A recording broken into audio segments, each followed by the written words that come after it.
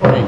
It's 9 o'clock, Tuesday, July 19th, and time for the Board of County Commissioners meetings of Indian River County. We're going to begin with an invocation by Chaplain Kenneth Jones, the DNA Hospice of Indian River County, followed by the Pledge of Allegiance, led by Commissioner Gary Wheeler. Thank you all. Let us pray. Heavenly Father, this day, let us remain encouraged, hopeful, and confident in spite of the tough economic times we're facing as a nation and a county. I ask you to bless the individual gift, talents, and abilities of our elected officials, and let your divine guidance govern their collective wisdom as they make decisions today that will be for the optimum benefit of all of the residents of Indian River County. And I ask these blessings in your name. Amen. Amen. During the pledge, I pledge allegiance to the flag of the United States of America and to the republic for which it stands, one nation, under God, indivisible, with liberty and justice for all. Thank you, gentlemen.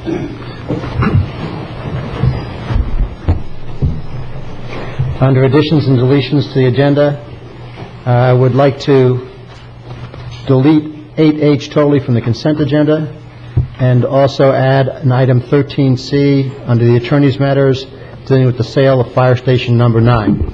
Second. We have a motion to approve as amended from Commissioner Fleischer, second from Commissioner O'Brien. All in favor? Aye.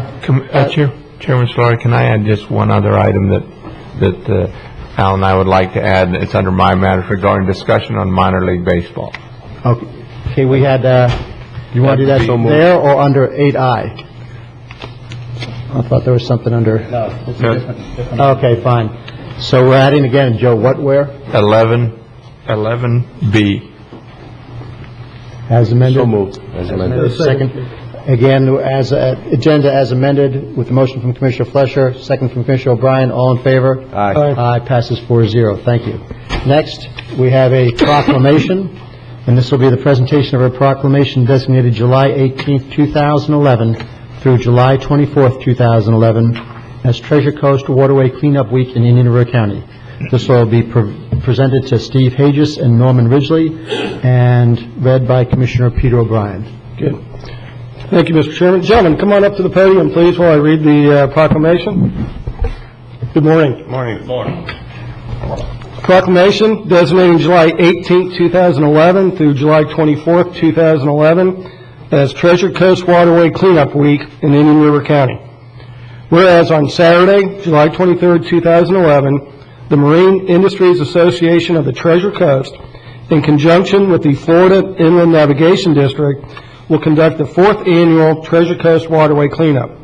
And whereas this event will attract approximately 1,000 volunteers who will participate in cleaning up the waterways of the Indian River, Martin, and St. Lucie counties. And whereas 22 designated sites throughout the 3 counties will serve as registration and disposal sites for the volunteers to work out of. And whereas numerous waterfront homeowners associations have been recruited to clean up their own waterfronts. And whereas in 2010, nearly 9 tons of trash was collected from approximately 125 miles of waterways, with an expectation of a significantly larger amount to be collected this year with an increased volunteer effort. Now, therefore, be it proclaimed by the Board of County Commissioners of Indian River County that the week of July 18, 2011 through July 24, 2011 be designated as Treasure Coast Waterway Cleanup Week in Indian River County, and all citizens are encouraged to use this occasion to foster appreciation for the Treasure Coast waterways and assist in the cleanup efforts. Adopted this 19th day of July 2011, signed by all 5 county commissioners. And gentlemen, hopefully one day in the future we'll be able to read a proclamation that says waterway cleanup is no longer needed because the citizens have picked up their litter. But until then, we appreciate the efforts you all do to clean it up, and please, some comments. Go ahead, Steve. I'd like to thank the Commission for this proclamation. We've done our hard work for the last 4 years to get where we are now. And you're right, we get reports over and over again that there's less there to clean up, and I think a lot of it's got to do with education that goes along with this cleanup. And the people are doing their job as they should. And once again, I'd like to thank you all. Thank you. Is there a website, a phone number where people can contact to volunteer or get information? You can go to our website, which is www.waterwaycleanup.com. I don't know the phone number off the top of my head. Sorry. This is a speed dial, right? Yeah, I left my phone in the car. Okay, so it's www.waterwaycleanup.com? Yes. Okay, great. Gentlemen, thank you very much, and good luck.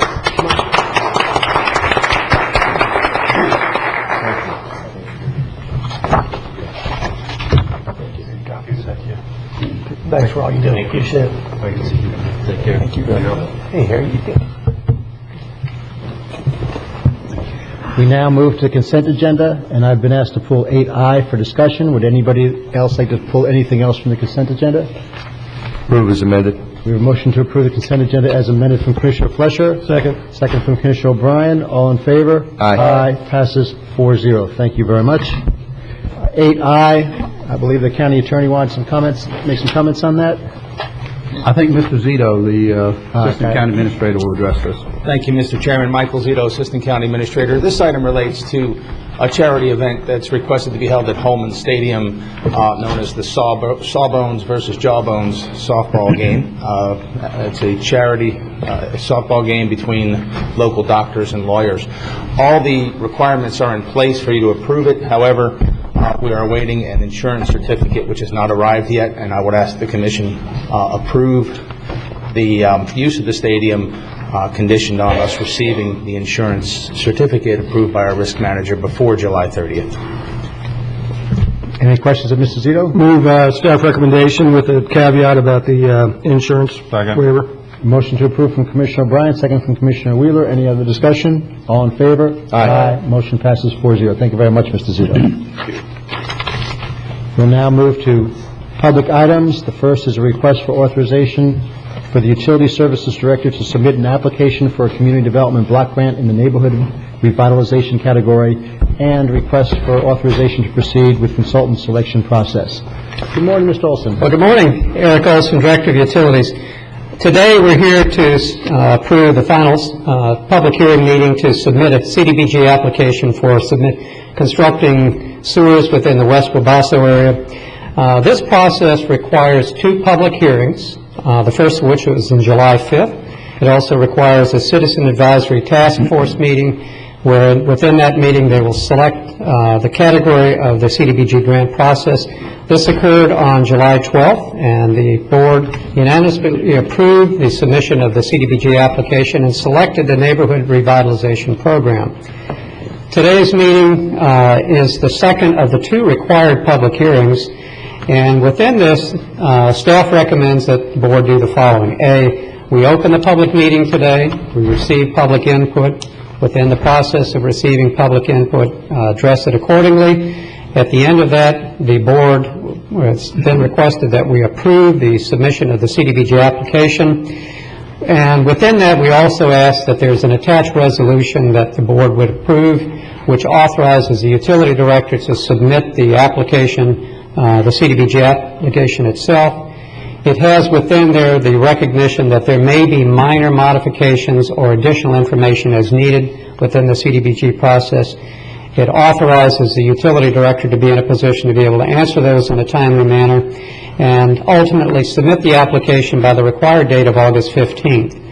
A final item is that we're requesting the board's consideration to authorize staff to submit an RFP to select a consultant to actually administer the grant. Currently, right now, the grant has been put together of no charge, but the grant administration would be a different process if, in fact, we receive notification we received the grant. Again, the budget on the project is $750,000 total, divided into 3 components, the first of which is $670,000 allocated to sewer line construction, $20,000 towards neighborhood stormwater upgrades, and a final amount of $660,000 allocated to administration for a total of $750,000. So today, what the staff recommends is, again, you open the public hearing, take public input, and after that point, move forward with the approval of the application itself. Thank you. Any questions of Mr. Olson? There being none, I will now open the public hearing and ask if anybody would like to speak on this issue. Anybody from the public want to speak on the request for authorization for the Utility Services Director to submit an application for a community development block grant? There being no one, we will close the public hearing. We have a motion to approve staff recommendation from Commissioner Wheeler, second from Commissioner Fleischer. Any other discussion? All in favor? Aye. Aye. Motion passes 4-0. Thank you very much, Eric. Under public discussion items, we have a request to speak from Mr. Fred Menzing regarding county commissioners having or not having a full-time staff assistant, and an item about something with Mr. Curry. Mr. Menzing? Good morning. Name and address to the record, please.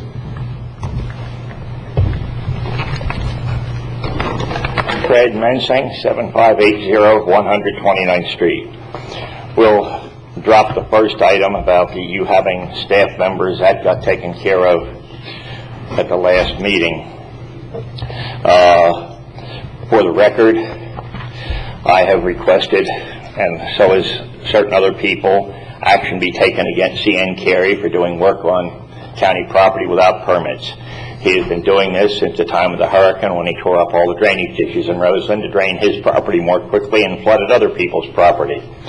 He's done other things which we have to get Terry Cook here to explain, and we are still in court over whether you own or don't own a 60-foot right-of-way, and about a week and a day ago they proceeded to remove fence, steel gate posts, the marker for the address to my home and so forth, without permits, without your authorization.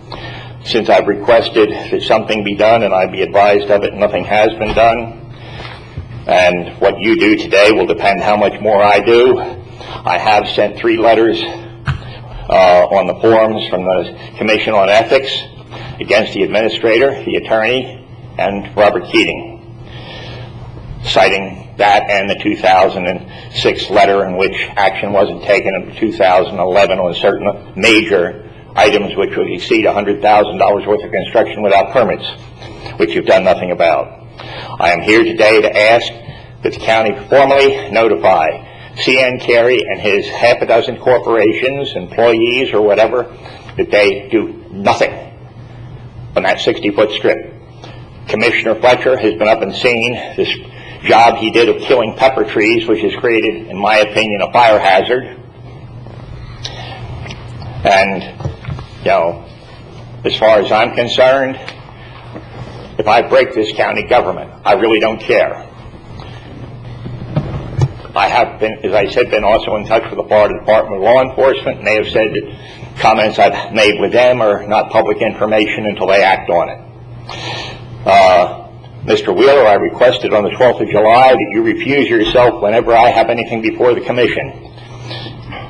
I'm going to make that letter part of the record. I think that I brought that up enough times that you ought to come up with $23,012.23 that you used to expand your retirement by 2.24 years at the taxpayer's expense, enough money to buy a police car. You're supposed to be a law-abiding citizen with morals, and I don't see that you have any. So you stand informed. You can count on the fact that if the Commission doesn't take action, the Commission of Ethics will be getting letters from those of you who are present today for not ordering affirmative action against the Carey Group, clan, whatever I refer to it as a clan, against doing anything on county property without permits in advance. And I bring that down to the point of even cutting grass, although that's getting somewhat extreme, but I think in their case it needs to be that extreme. And if you don't, let the chips fall where they may. Thank you. Thank you, Mr. Any Benson. comments? Mr. Chairman, Joe, could Chris Moore come down here and clarify what an individual is or is not allowed to do on county right-of-way and where we are on this?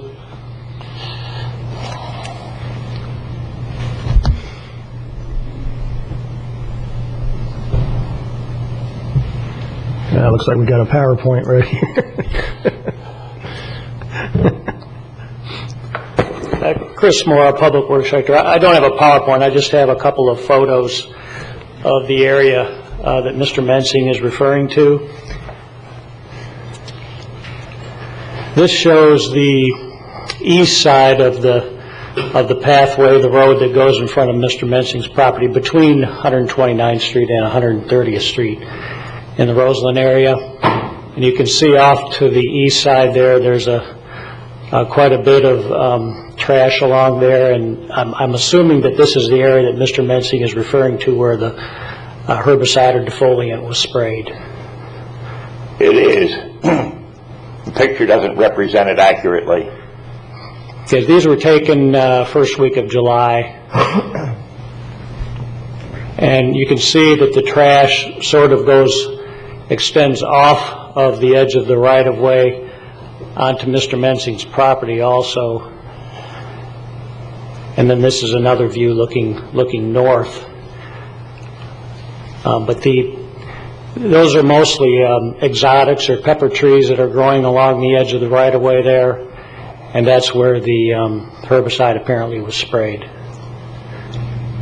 And Chris, I guess that is the 60-foot right-of-way that the county, at this point in time, is stating that we own that right-of-way. So are private citizens allowed to do work like that on county right-of-way? If this was in another subdivision or anywhere else, would... Yes, they generally are, because generally the right-of-way fronts their private property, and they usually will mow or maintain right out to the edge of the roadway.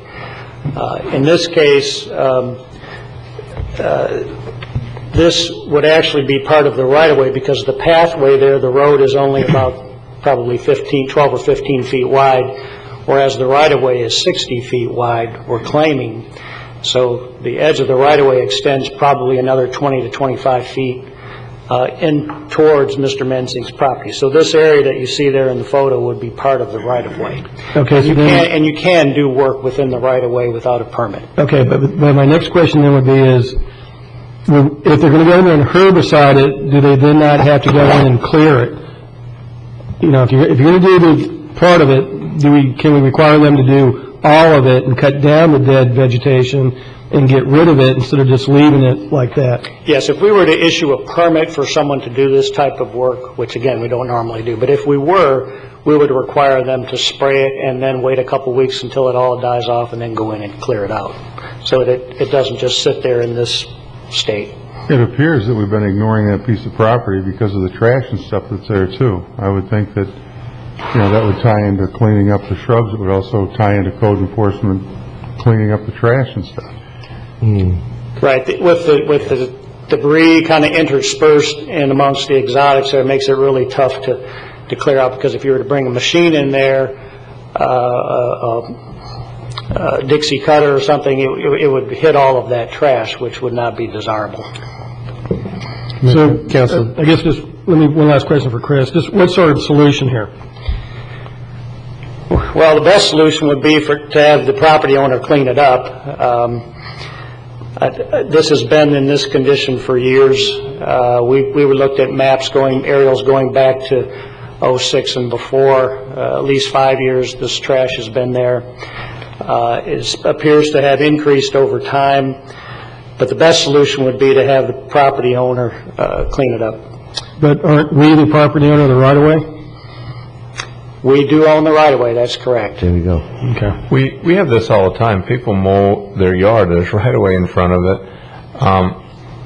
We've known about all the debris. In fact, we got several liens against Mr. Mensing for cleaning up his property. He just hasn't cleaned it up.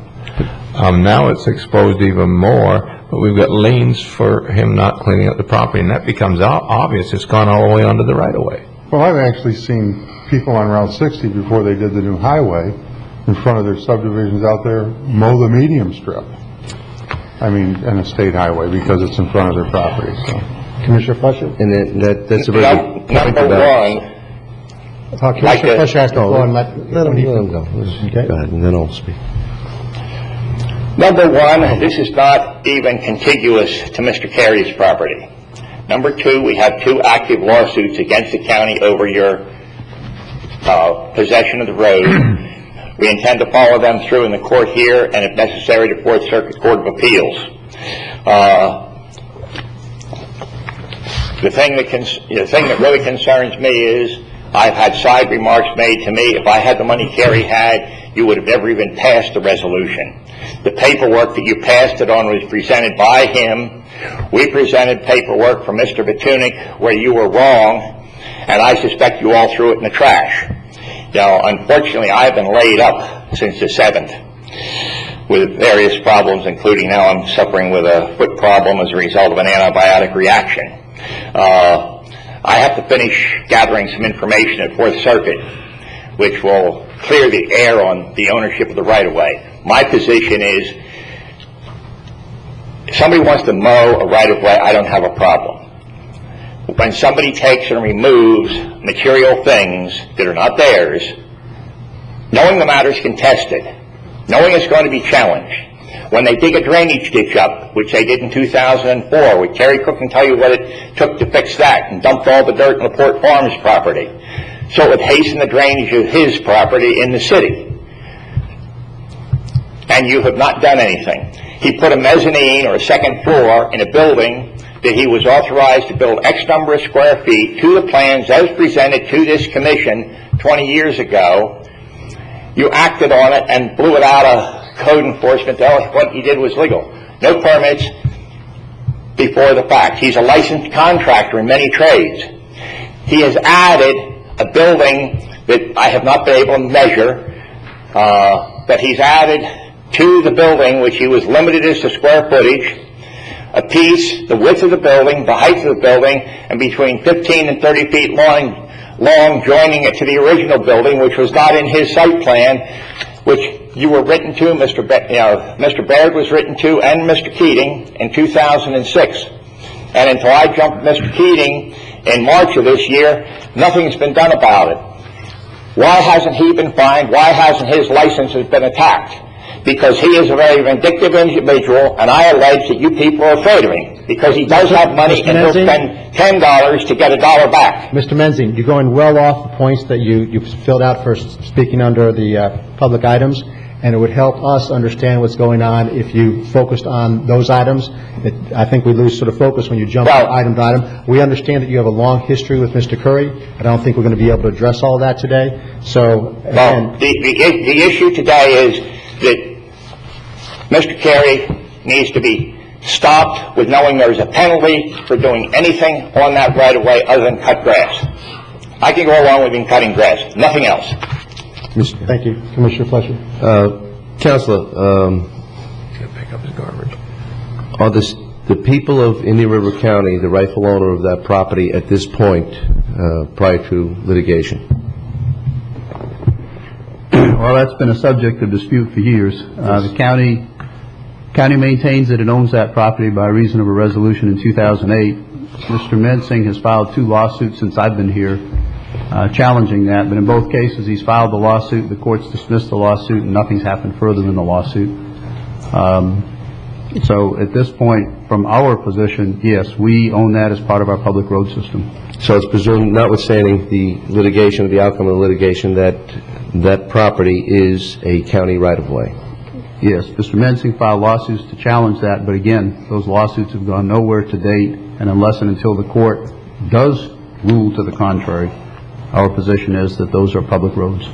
With that presumption, and we're looking at a right-of-way that should be maintained, all of the trees have been sprayed. There is debris. I've been there on several occasions. It's a rather remote location. I understand from Mr. Mora that we don't anticipate moving forward with any use of that right-of-way. However, it is the county's right-of-way. It's been brought up about the maintenance and the cutting of the lawns or the right-of-way, and having a homeowner maintain that right-of-way. Most certainly many here today and many watching do maintain their right-of-ways And the old adage is, you know, you want to take care of your right-of-way, otherwise the county or the municipality will take care of it, but it may not be taken care of to the same value that you would take care of it with the appropriate lawn mowing equipment. That's a positive action.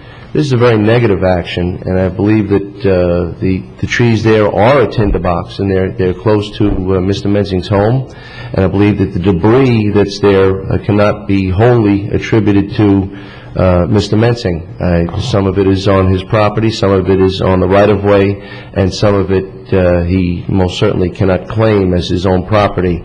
Again, it's a remote area, and I believe that it is a possible drop site of unwanted debris that doesn't make it to the landfill or the convenience centers. Such being the case, I believe that we do have an obligation to maintain our right-of-way as it is the people's property at this point, and I don't believe that we should misconstrue the mowing of the property, the positive maintenance, with the negative that has happened here, including Mr. Mensing's missing property marker or address, and I believe that we have an obligation to maintain it. I've spoken with Chris Mora, and we have discussed this in great length, and we're, in light of the litigation, I don't think that we should use that as an excuse as to substantiate the match of the will and wits with Mr. Kearing and Mr. Mensing. I believe that we have an obligation to maintain it for public safety and have that roadway cleared so it can be properly used until that litigation has transpired. We have ingress and we have adequate ingress and egress. And if you've been out there, you can tell that we have code enforcement. If you don't think that's a code enforcement violation out there, I don't know where there is one as far as garbage. And we've had one for several years against Mr. Mensing. I think it looks to us like it's gone on to the right-of-way. The right-of-way is cleared for ingress, and we have the road as ingress and egress.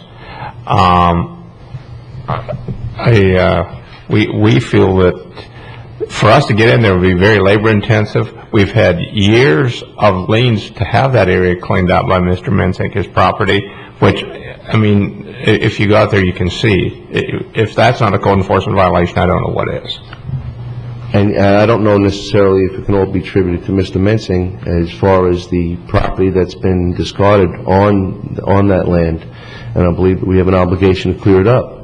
Well, sometimes when you have property, if somebody's not taking care of their property and you have a lot of trash on it, then it attracts other trash. And we see that throughout the county. Absolutely. So again, I don't think that, you know, for us to go forward and take care of this would be basically, I think, rewarding a landowner for doing the wrong thing. Mr. Mensing, give him the comment. Yes, sir. There's several other issues you haven't, looked at here. Well, why don't we finish this one first? Well, as far as public access and so forth, to the east of my property, you only have a 20-foot road, which is deeded to the county by general development. You're allowing two-way traffic. You ought to at least reduce it to one-way traffic at this point.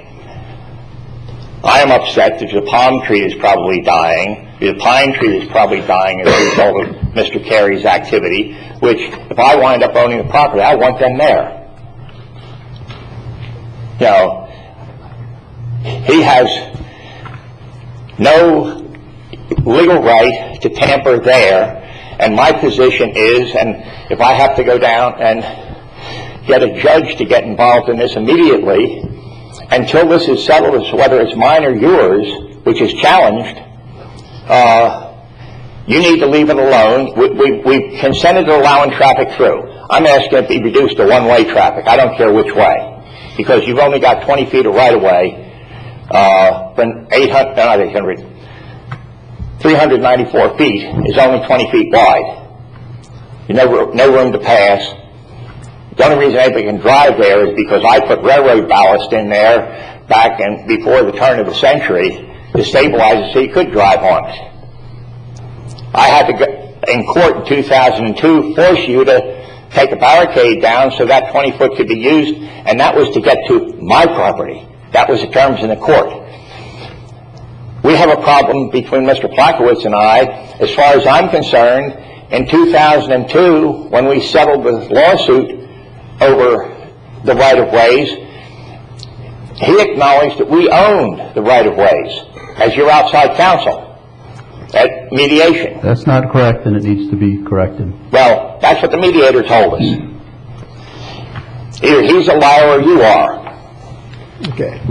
That's going a little bit over the... Chairman, I think we've Well, done enough okay. on this issue. The point is, you purchased 660 feet to the west of that right-of-way. You seized the rest of it. You never notified Dave Butler of your actions. Yet you issued permits to the previous owner, Louis Simone. Okay, this isn't helping anything, because you're talking about issues so far in the past that some of us up Well, there it's coming up in court. Some of us, I know, so that's the proper place for it. Not here, because you're talking about issues about which some of us here, especially myself, know nothing about, and it's not dealing with the issue that you came to speak about. I think it's time for us to just focus on this issue and see if there's anything that the board wants to do on this. The issue I came is for you to stop Mr. Carey from doing anything on the property in question until a court resolves it. Thank you very much. That's what I want. That will make me very happy. Thank you very much. I'll now see if there's any commissioner who wants to do anything about that. Mr. Chairman, I don't believe that we can prevent Mr. Carey from positively mowing the lawn and improving the right-of-way as we encourage all residents to do. However, the situation, I believe that we're adding to the layering of the argument of ignoring our right-of-way, the people's property, and not maintaining it. I believe that we have a code enforcement action, I understand, that's taking place towards Mr. Mensing for his property, his neglect of maintenance on his property. I believe it was sending a mixed signal by not maintaining the people's property, and I believe that we need to take corrective action to remove that debris. I'd like to reach out to, I don't know how much resources you believe, Mr. Mora, needs to be directed towards that area. I'd like to ask the sheriff if he has road crews that would be able to assist that, as this has been an ongoing law enforcement burden as well. I know that there's been many members of the service that have been dispatched to this property in relation to this, and I believe that this is a solution that will clear up some of the taxpayers' burden by clearing it up and maintaining the right-of-way appropriately. Sheriff, you think that's a possibility? We no longer have an external work crew. That was eliminated about 4 years ago. Okay, so we have no capacity to do that. It will be then reverted back to our road crews, and I believe that we need to look at the action of code enforcement directed at Mr. Mensing or Mr. Carey or whoever's responsible for what has happened on the private property, and I believe we need to maintain the public right-of-way and clear it up. It is limited to a one-lane roadway, and there is, even though it's a remote area, there is two-way traffic that has gone on as I visited the site. So I believe that we need to clear it up. Thank you. Commissioner Wheeler. Yeah, Chris, how much right-of-way we have in this county that we don't clean up, we don't grade, we don't do a lot of things to that the public uses on a daily basis? We have approximately 650 miles of roads. Most of those, I'd say more than half of that we do not maintain on a daily basis because the property owners, abutting property owners do that. And secondly, Mr. Baird, when people dump trash on somebody's property, whether they dump it themselves or oftentimes and potentially somebody else dumps trash there, whose responsibility is to clean up? The taxpayer's responsibility to go clean up people's property or the property owners? Well, usually, I hate to say, we've had long-term history here of code enforcement. If you can't look at those pictures... Well, I'm not talking about Mr. Mensing specifically, but I've had complaints, I've looked in it over the years, where people have gone out on vacant property and dumped trash, refrigerators and stoves over the years before we had collection, and it was always the individuals who own that property that had to clean it up. We don't send crews in, we don't send taxpayers money to go in and clean up private property because somebody dumped something. And the other thing is, it's like the doctor where we had the destroying of vegetation on the beach. First, you don't know who did it, whether the property owner did it and says, I don't want to clean it up because I didn't do it, or whether somebody says somebody else did it and I don't want to clean it up. But the bottom line is, we don't go in and clean up right-of-ways from trash that people have dumped, or we don't go in and clean up private property where people have dumped trash. And that would set a whole new precedent to send a road crew up there and clean this up. I agree about the private property, but this is a right-of-way. I think that the two examples that you gave were on private property. They weren't on right-of-way. What's the resolution here? That's all I'm looking for, is how do we get that cleaned up? Do we direct Mr. Mensing to clean up the right-of-way, the property that he does not own? I think he needs to be directed to, and that's what's happening with code enforcement, to clean up his own property, or he will incur fines. That is already happening. But as far as the right-of-way, if he didn't drop that debris there, and he's not saying that that's his debris or not his debris, but there is debris there, and there's been other actions that have taken place on the right-of-way. I don't believe that he needs to maintain. They're not mandatorily maintaining right-of-way. It's a matter of, do you want to cut the lawn, or we'll cut it for you. We do cut right-of-way lawns, and we probably don't do it to the same level as the homeowner would do it, but we do it, and we do have an obligation to keep it clear. The homeowner does not have the obligation to cut that right-of-way. Is that correct? Mr. Chairman? Commissioner O'Brien. Mr. Mensing made a very simple request to us that I think we can fulfill. He just asked us to prohibit Mr. Carey from doing any other work in the right-of-way other than mowing. And I think we can send a letter to Mr. Carey directing that he is not authorized to do any type of mechanical work, herbiciding, digging, trenching, or anything like that. He's allowed to do simple mowing, and I would say he's allowed to pick up trash if he would like to pick up the trash there. But any other work beyond mowing and picking up trash, he would need to come to the county for a permit. Can we just send that letter? That's what Mr. Mensing's asked. And I'll make that as a motion, then we can take action that we do what Mr. Mensing has requested. We send a letter to Mr. Carey saying he's only authorized to do simple mowing and trash pickup, and any other activity in the right-of-way would require a county permit. Second. We have a motion from Commissioner O'Brien, second from Commissioner Wheeler.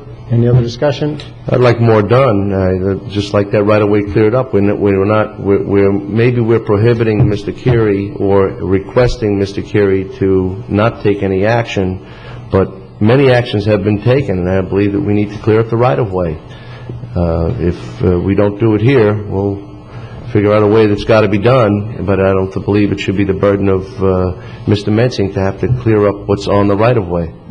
And I actually believe, I'm going to be voting against the motion because I actually believe we're getting too far into a dispute between two gentlemen that they have, from my understanding, so many lawsuits and so much animosity and so much this and that going back to so many years that I can't even now begin to unpack it, but I don't think that falling into a further discussion of it from this bench helps anything. So for those reasons, I'll be voting against it. We have a motion. That's a good point. I'm going to withdraw my second. Okay, there's a withdrawing of the second from Commissioner Wheeler. We have a motion on the floor from Commissioner O'Brien. Does anybody care to second it? Okay, motion fails for lack of a second. One more time, Mr. Mensing.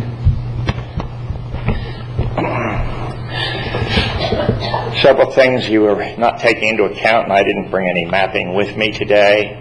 Approximately 30% of the concrete block building, taxes have been paid on, according to Mr. Nully's record, since 1964. The septic system for that building are all within the right-of-way, the drain fields and so forth.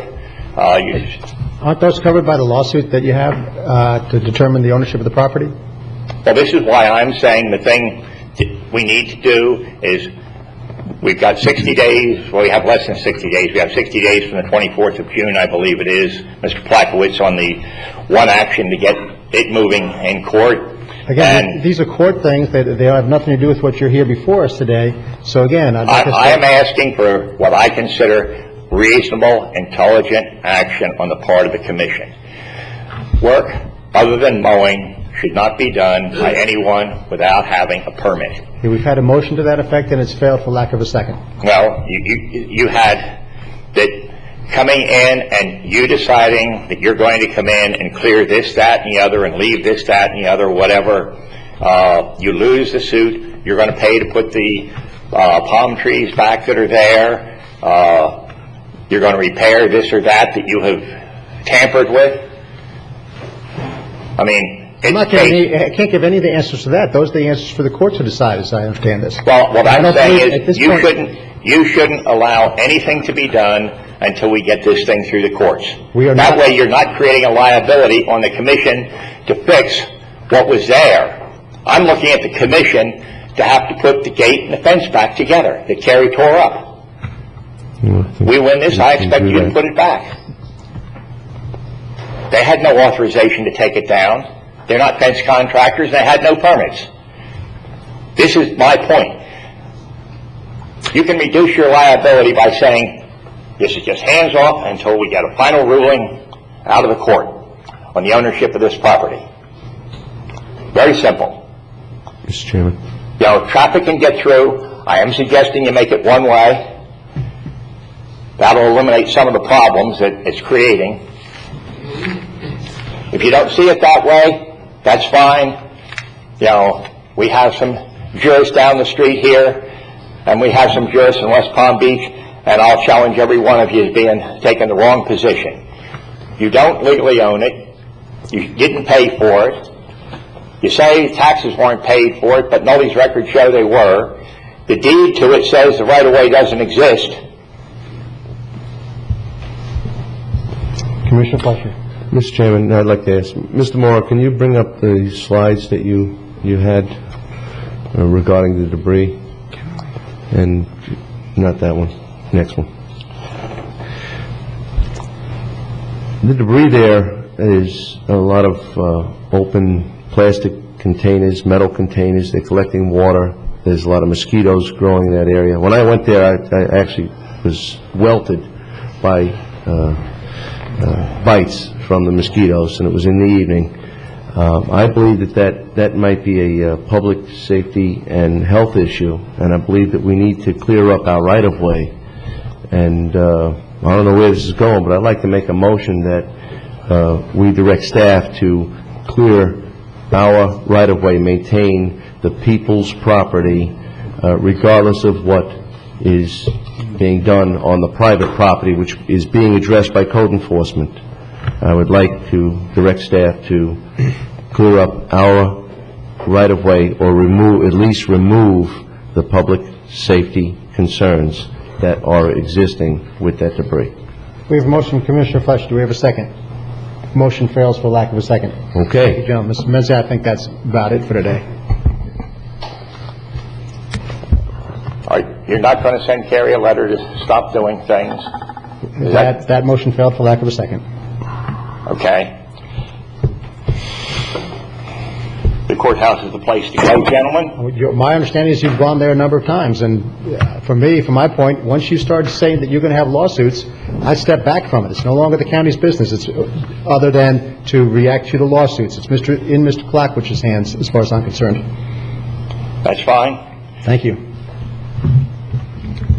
Next up, we have county administrative matters.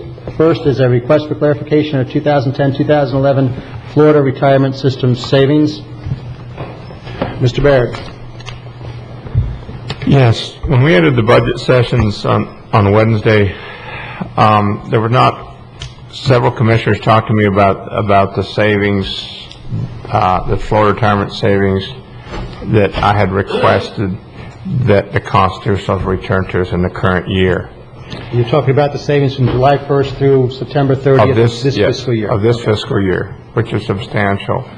And that discussion further got into also the discussion on utilizing optional sales tax to purchase the sheriff's vehicles.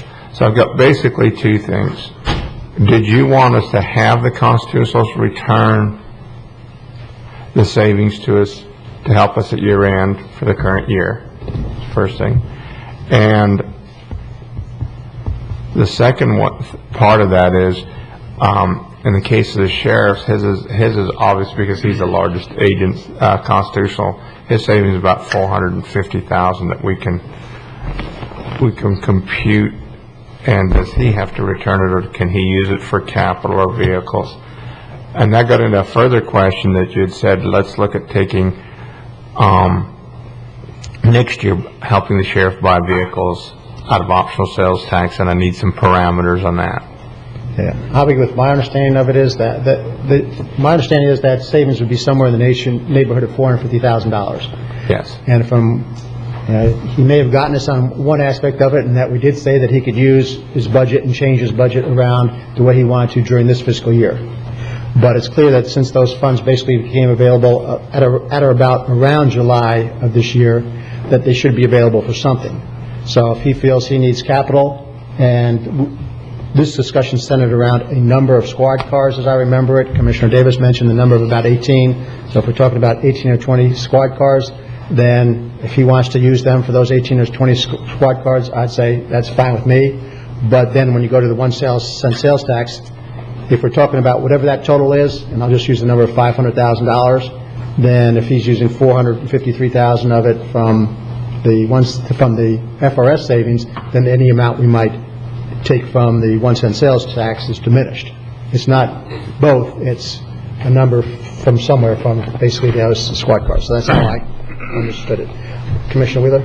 Yeah, I would prefer to, if the money's there from the 1 cent option sales tax, I would prefer to see the cars taken from that rather than the $450,000 savings. One comes from 1 cent optional sales tax, the other comes from ad valorem tax.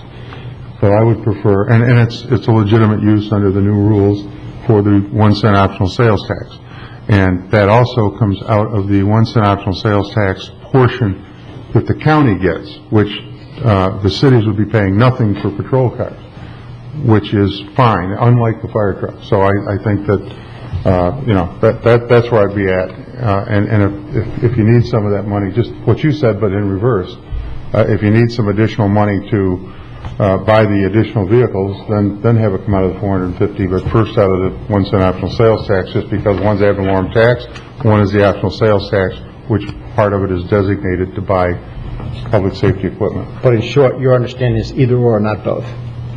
Either or subsidizing the one if need be. But difference, but not both. Yeah, as you said, what I heard from you basically was the 450 first, then the sale. I'm saying sales tax first, then the 450. That's fine.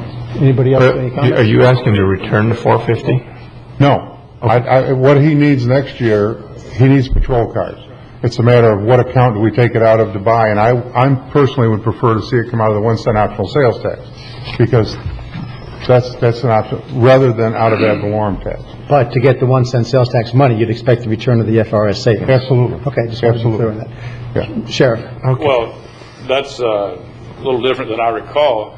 One thing that we talked about Wednesday were the savings. We also talked about on October 1st of last year, when I was allocated a budget of $40,067,000 to last 365 days. In fact, meeting with you quarterly, telling you the progress of when I was purchasing capital, which we did not do until after the halfway mark. My understanding with those dollars were, for me, the constitutional to spend. I also talked about the payout and the cash outs that we had when a lot of folks went into the FRS system or got out of the system on June 30th. So in other words, those $400,000 for that last quarter's of savings, I have already purchased capital. I have not purchased, yes, sir? No, I'm talking about after October 1st. Of this coming year. Yeah, with your new budget year. Correct. And I would strongly suggest that after October 1st, and I think the record will reflect that Mr. Baird talked about of the 1 cent sales tax, and I think that number was $600,000, spending half of that, getting half of that before 10/1 and half after 10/1. I don't think so. I can't make $600,000. If that's the case, $600,000 is a big number. Well, that was sales tax. That was optional sales tax that we're going to use. That's where the problems start. I think what we need to look at is, I think if there's an emphasis on patrol cars, then as much money that's left over this year should be used in the current year to buy patrol cars. If they're that far behind it, and there's a true emphasis. Well, I think at this point, and I just disagreed with what we're doing, but the bottom line is the commission approved it. My understanding is whatever the sheriff's budget is this year, he's got the opportunity and the right, based on this commission's position, to use it however he wants, whether he use it for capital or whether he use it for a buyout or whatever. So this year is, as far as I'm concerned, is untouchable. And I think legally it's untouchable also. Correct. And after 10/1 of last year through 9/30, it's my understanding that those dollars are for our agency to spend. And whether it be capital or whether it be offsetting an influx of folks separating from the agency, which we know that number is over $400,000.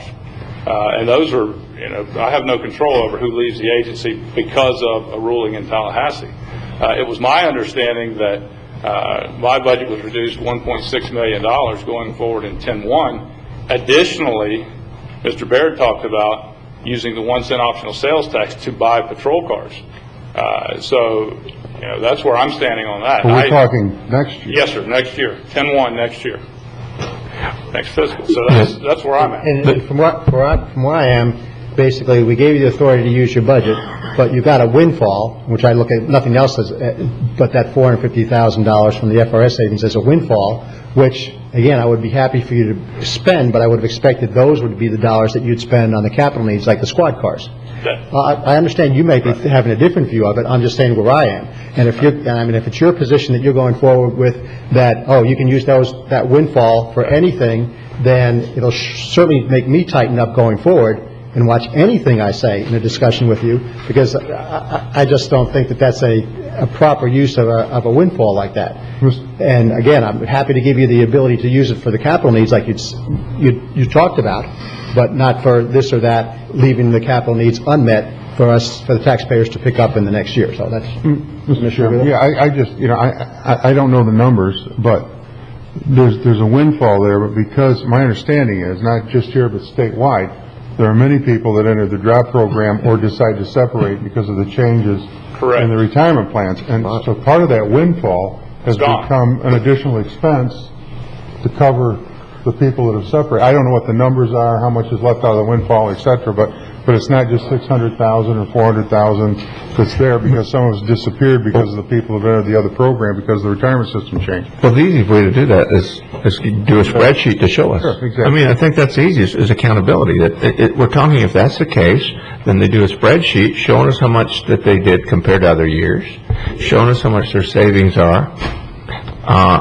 And I think then we go from there, because if that's the case, then it should be quantifiable. Okay, we know that we're going to save so much in retirement. We had an excess amount. Here it is, and have a spreadsheet that shows it. And here's the difference. So I would anticipate also that on the other side of the house there was a $700,000 windfall. So we would ask the same thing. On your behalf, on your department. In fact, I'll tell you what we're going to use it for. We're going to use it to make up the deficit we've got this year, and we'll be glad to show it to you. Right. And we'll account for it. And we also have been, and I've been very open with each of you, showing you where we're at every quarter. And it goes back to on October 1st when the budget was approved, and Commissioner Wheeler knows when that budget was approved, it's up to me to make it last 365 days, no matter how I spend it. In fact, I came to you in November and got approval to be able to purchase capital as I were able to come up with rate money or savings anywhere along the way. And it was my understanding that we were pretty clear on that. And now here it is after the budget hearing last Wednesday, essentially the rules have changed. In fact, Mr. Baird mentions, and I watched it again that Wednesday night, believe it or not, where he mentioned the 1 cent sales tax, 1 cent optional sales tax, about doing half of it before 9/30 or before 10/1, and the other half after 10/1. So we're getting mixed signals here, gentlemen, and I would certainly. You're correct. I did mention it when I talked to commissioners. I've got commissioners up here that all have different views. That's why it's on the agenda. It's not that they have different views of what they'd like to see, and that's what I'm looking for is a policy direction from the commission. You are right. I did mention it as to lighten it. Also, they have different views as to the amount in which should go towards the cars. And as staff, we need direction. But and we also, I think, to help us all, we all need accountability. I'm looking at probably losing $600,000 to $700,000 this year in the general fund, the year we're in, and we're going to use our savings to offset that. We had asked that the constitutionals assist, and that's the other thing. If we've asked the other constitutionals to return it, and we've had the supervisor election is the only one that's volunteered so far to return it, and we want to thank her for that. So the other constitutionals haven't returned there. Well, I think they will if the board gives direction. You know, gentlemen, I go back to 10-1 when the budget was solidified, and I do think that that's the appropriate thing to do. If a manager is given a certain amount of dollars to run his operation and forecast the needs and juggle as much as we've juggled that each of you know, and then a savings comes along, and simultaneously we have folks that are leaving the system or separating from the agency. Those are unpredictable numbers, and I've absorbed those numbers. But quite frankly, I don't have the $400,000 to give back. Well, we just said you can show us how much. Just give us an accounting, and then the difference goes to your capital. I think that's fair. Well, now you're talking two different things, though, because now we're going into 1-cent sales tax for the patrol cars next year, and now we're going to commingle what I had left out of the 10-11 budget to so-called offset what we're going to use a different pot of funds out of the 1-cent optional sales tax to purchase emergency vehicles, which we all agree that can be done. In fact, on Wednesday, this body agreed to that. You're right, and I don't necessarily think we should do it all the time, and Commissioner Wheeler's the one that brought it up. He's the one, Commissioner Wheeler brought it as a catch-up, and I don't think we should get in the habit of doing that every year, because it is rolling stock. It's not I agree with you. A major capital item. And I just need direction from this board, because I've got commissioners, when I met with each commissioner individually and it was mentioned, everyone had a different idea. So I just need direction from this board as to what you would like to see. If you want an accounting, or if you don't want an accounting, that's fine with me. How much do you think, do I go after the savings of the Florida retirement on behalf of the taxpayer, or we just let it go? You just have to tell me direction, because we've gone out and asked that all the constitutionals return it, and I just need to know if you want me to take that tax or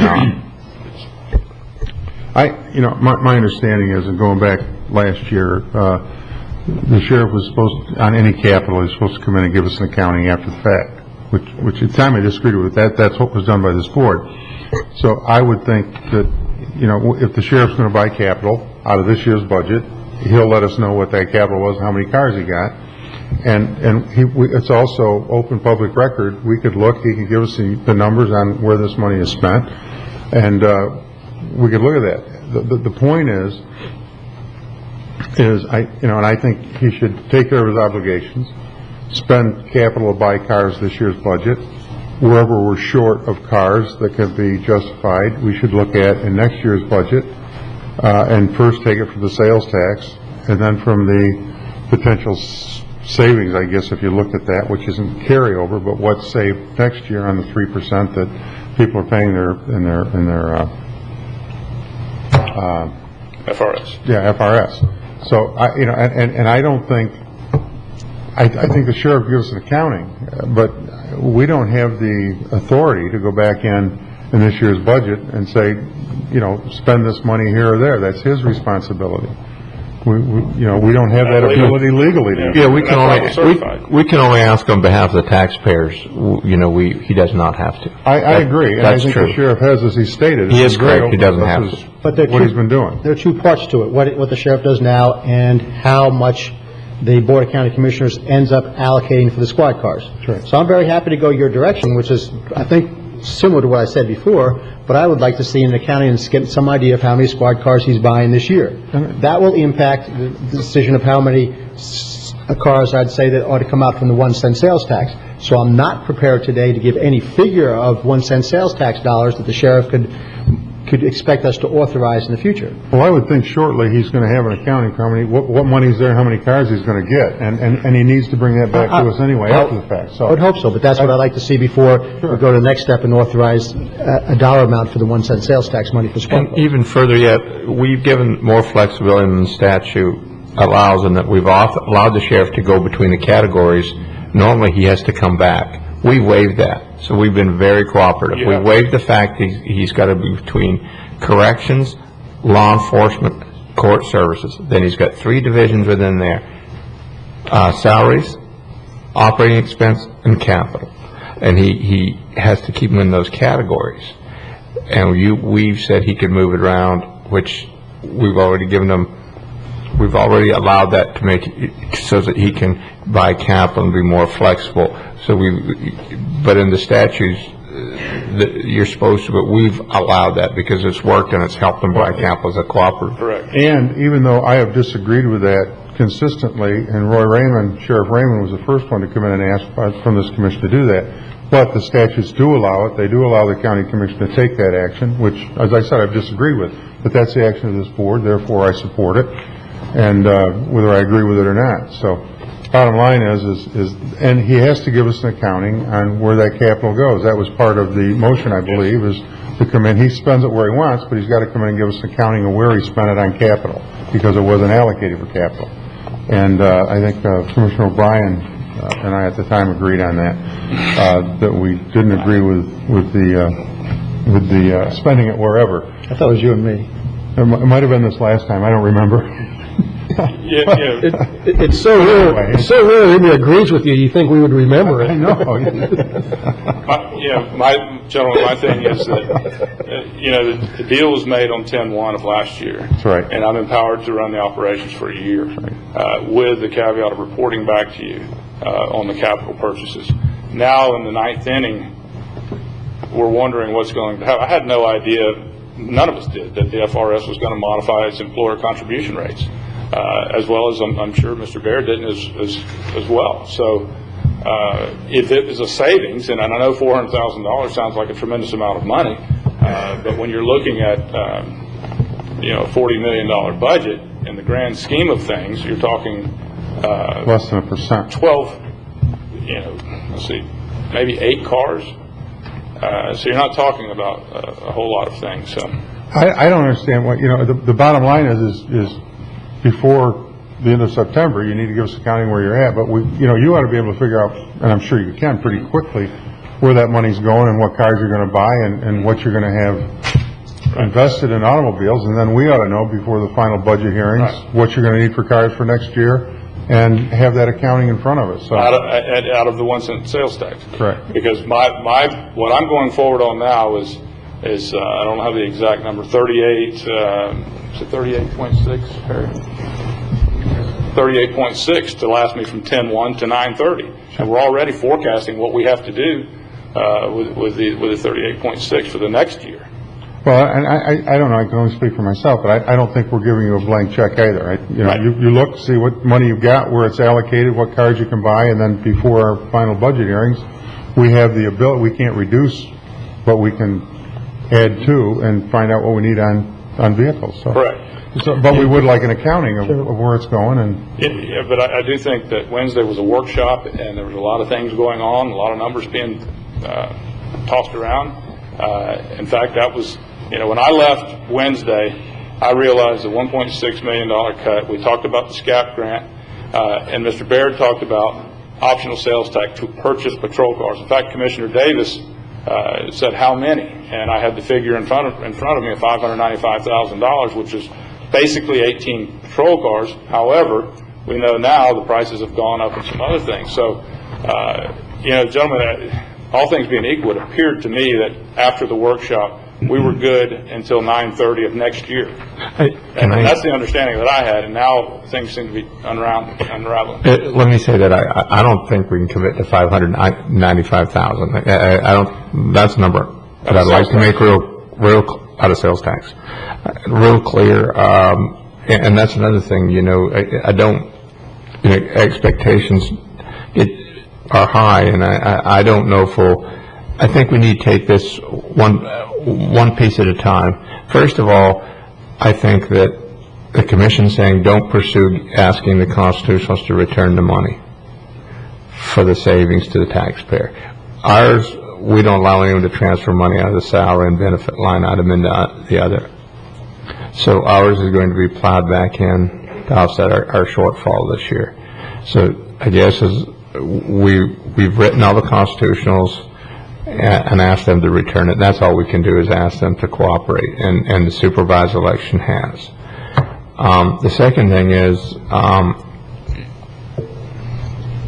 don't mind. I think we need to purchase. If cars are a priority, then as much of the leftover money should be used for vehicles if they're the highest priority if we're going to go into sales tax. and it wasn't my idea, it was Commissioner Schluter's. I said we can use sales tax. I personally don't think we should get into that on the long term, maybe once to catch up, but I do not believe it's good practice to start utilizing sales tax to buy rolling stock. We were talking 1 year, one budget. Okay, as long as, so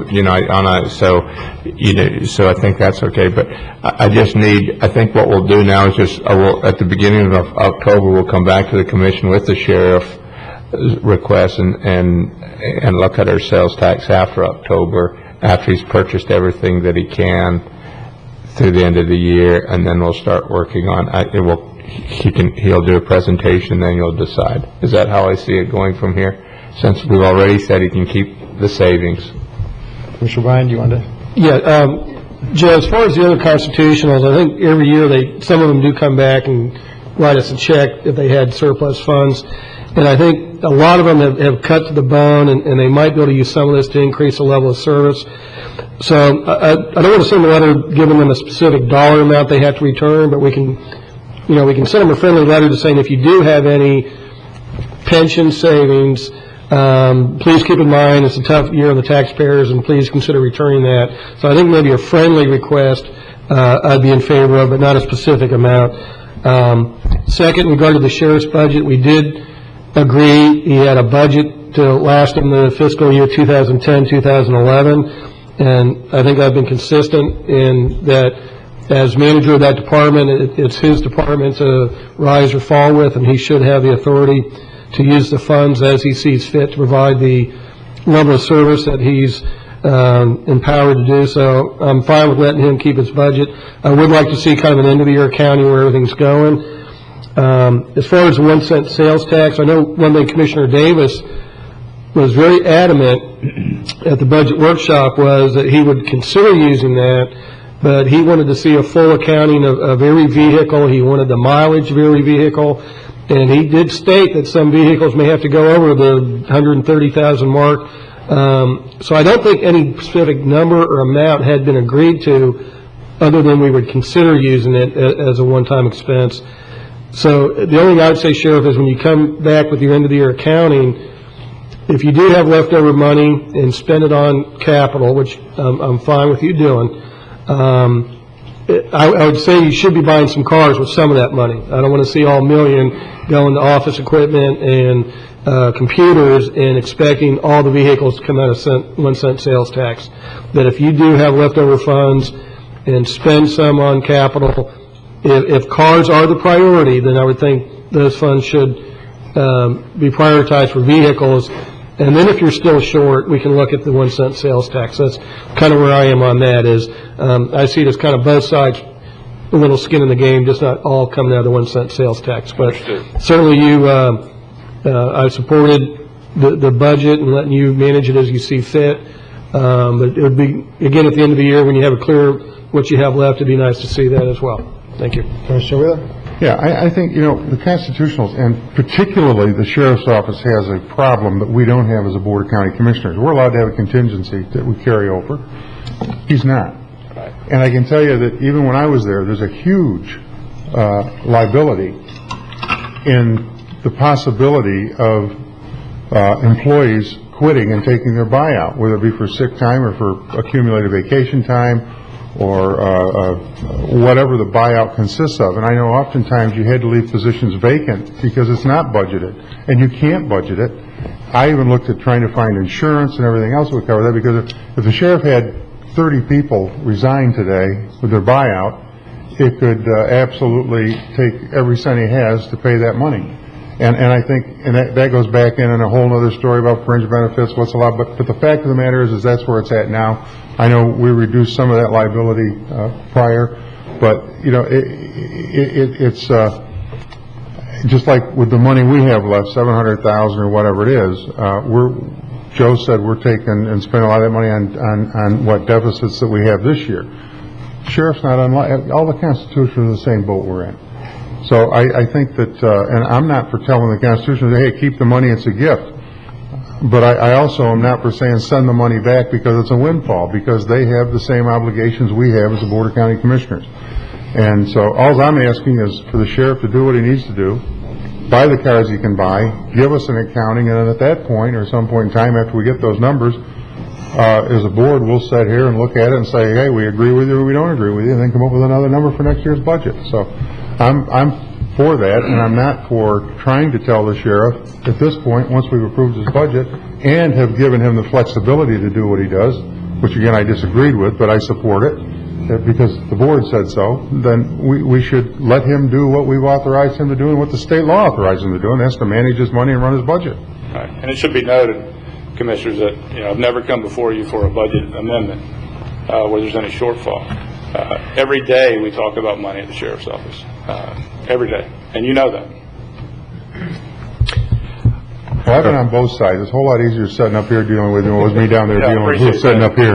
Appreciate that, Commissioner. Mr. Fletcher? Sheriff, I support our discussion that we had on Wednesday, and I expect you to be a proper constitutional and a good steward of the taxpayers' dollars. And at the end of the year, that customarily anticipated check, however small it is, I realize that with the burdens across the board for all of the constitutionals, that those returns have been greatly diminished. I remember just maybe five years ago, there were overwhelming checks at the end of the budget year that were returned back to the county coffers and the citizens of Indian River County.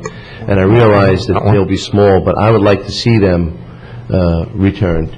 I'd like to ask you about the cars. You currently have a fleet that's in abeyance at the county facility in the sheriff's office.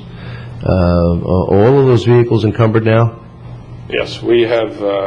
We ordered some at the end of the second quarter and are in the process of paying for them. Approximately how many vehicles do you believe are on campus? I couldn't give you a whole number. Perhaps 15 that have not been outfitted. And again, those are through dollars that we saved, the flexibility that I got in November from this board to be able to purchase those. And, one other thing that I'd like to add is that, as Commissioner Wheeler said, I don't have a contingency fund. There is a statute that I'm exploring that would possibly or perhaps allow me to have some type of contingency. But, if I was able to put $700,000, $800,000 a year and carry it over, of course. That doesn't happen in the Office of Sheriff, so I would appreciate any other help.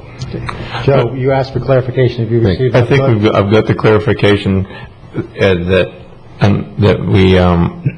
the sheriff, we had sent letters to all the constitution. There were actually soft letters, like we had sent them a couple months ago saying, if you can, we ask you to return the money. In the case of sheriff, it only came up because of the patrol cars, and we don't have I've got the direction that he's going to use, the sheriff's going to use it for capital, and I think I've got the direction now, and we'll come back after October, and look at what vehicles will take out sales tax. The only thing that does scare me is I don't know where I'd come up with $600,000 out of sales tax, and I was trying to I don't want to get anyone's hopes up high that I can come up with $600,000 out of optional sales tax.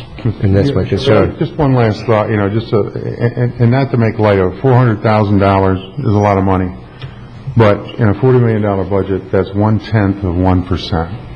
It's an insignificant amount when you look at percentages. When you take supervisor of elections office and look at $20,000, you're looking at a big chunk. 1%. 1%. Okay, sorry. The calculator's wrong, not me. Well, thank you, Sheriff. Thank you very much. Appreciate the discussion. Thank you. How do we summarize this today, gentlemen? Well, you get to spend you get to utilize the retirement savings, if I hear the commission correctly, for your capital, and we will deal with the cars in early October with the board. But that's how I understand it. And the other capital. Pardon? And we need an accounting of capital in the current year. Yeah, and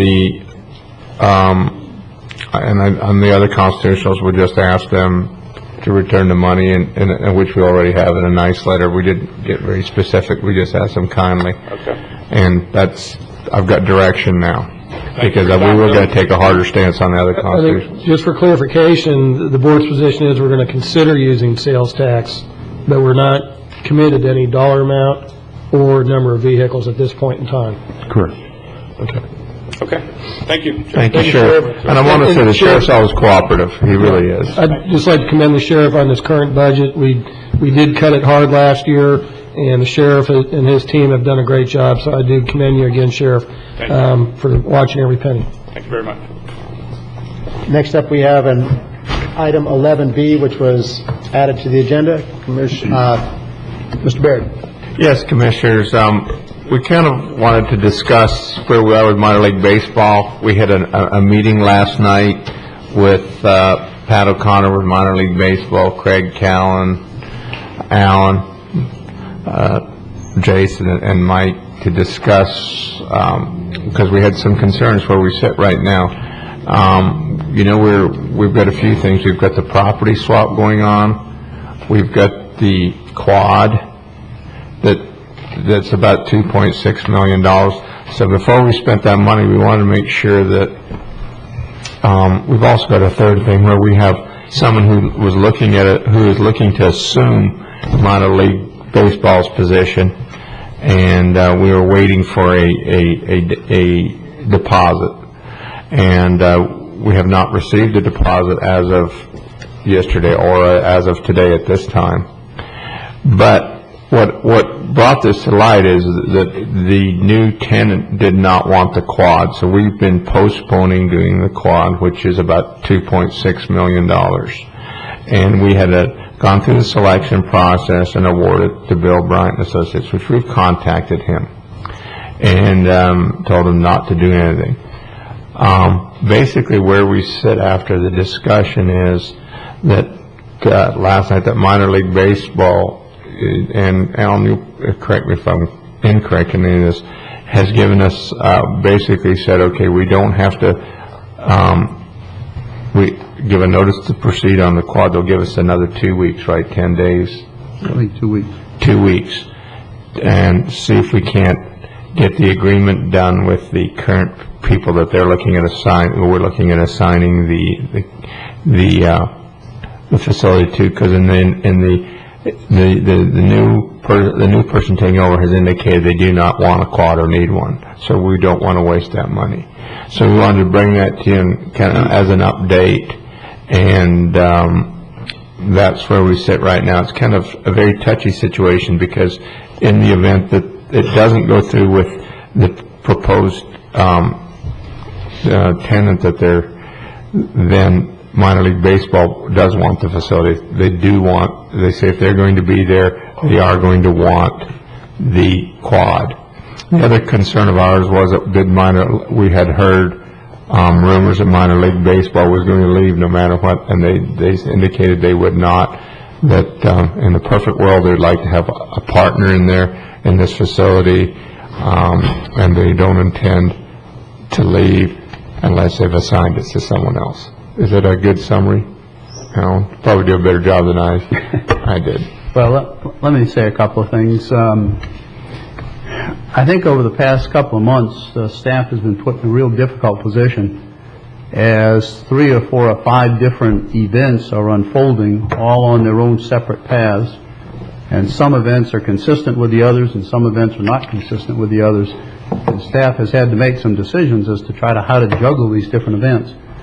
I think the primary purpose, if you will, or the primary consideration that staff has had through all of this is we don't want to spend $2.5 to $3 million of public funds to build a cloverleaf baseball system unless that's going to be used.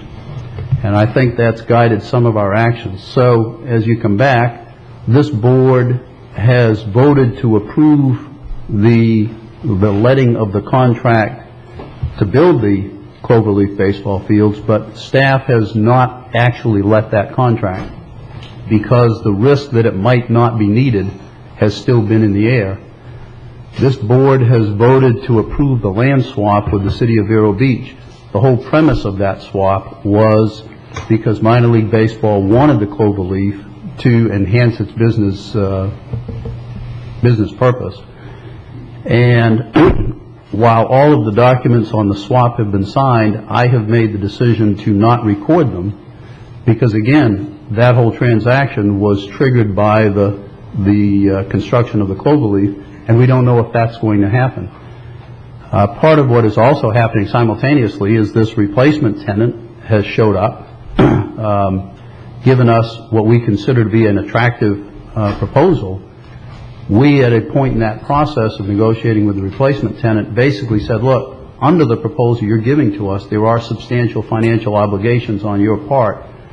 Before we go any further, we need to know that you have the financial support or wherewithal to perform that proposal that you're suggesting to us. So we required of the replacement tenant that they put $1.2 million in an escrow account as a condition of us completing the negotiations and an agreement which we would then bring to this board for approval. Unfortunately, we're now 2.5 weeks out and that $1.2 million is not funded. So as we in minor league baseball wait to see if the replacement tenant's coming along, we've still got all kinds of things. We've got the swap that's in abeyance. We've got the cloverleaf construction, which is in abeyance. We've got obligations to minor league baseball under the amended lease, which is in abeyance. So we've really been, kind of struggling hard to figure out how to balance all of this.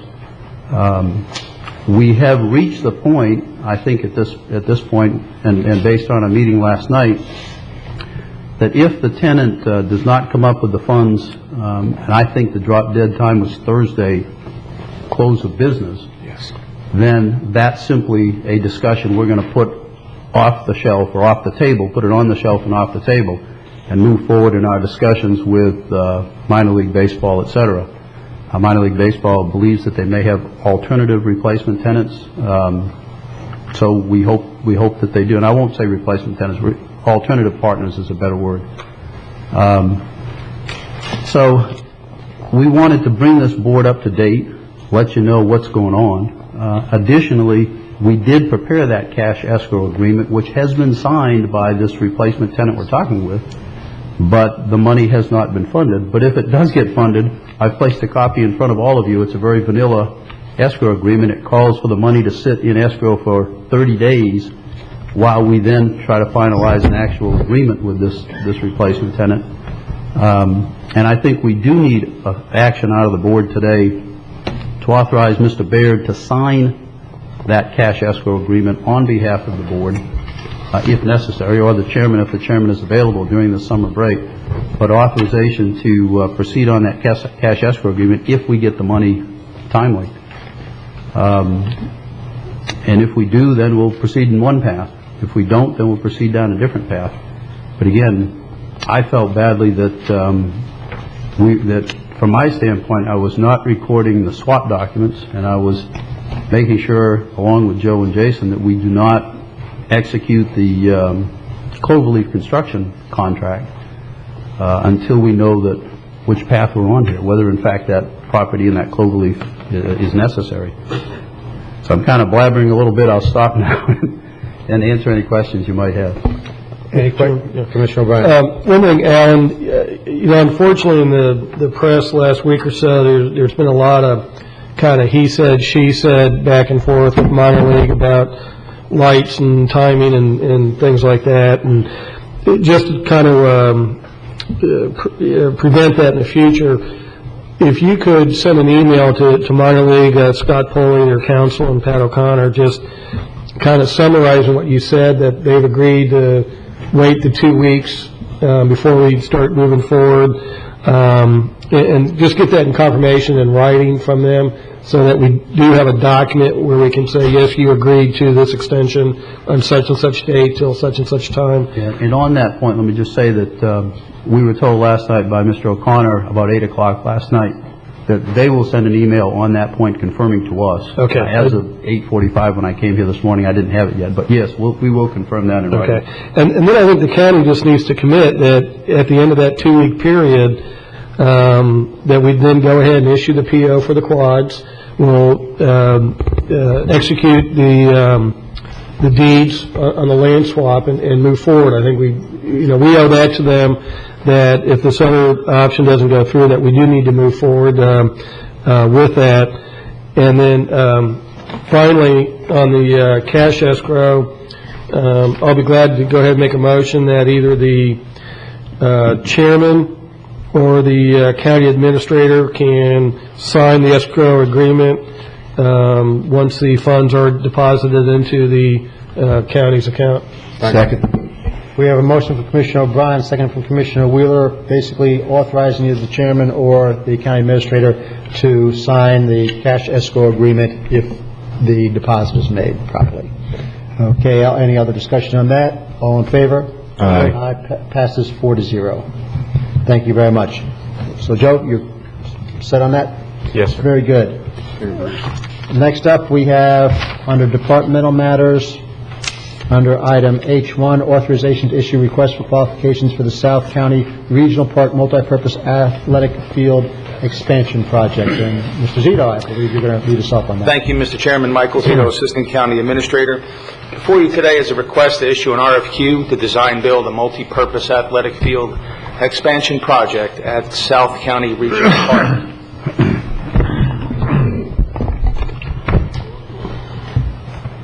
Before you is a current aerial of the South County Regional Park. It was built in 1992. Phase 1 was completed in 92 and then improved once again in 2001.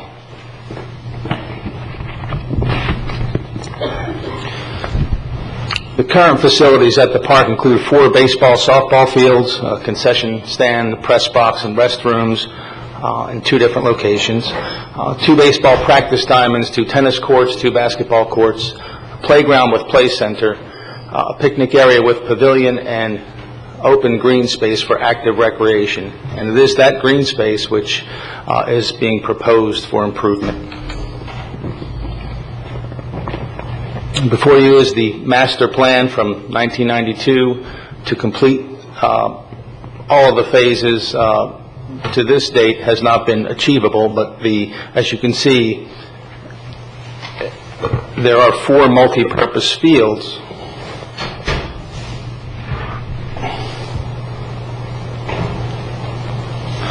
proposed for improvement in phase 1. We have proposed the fields to be constructed in the locations marked 1, 2, and 3 on your screen.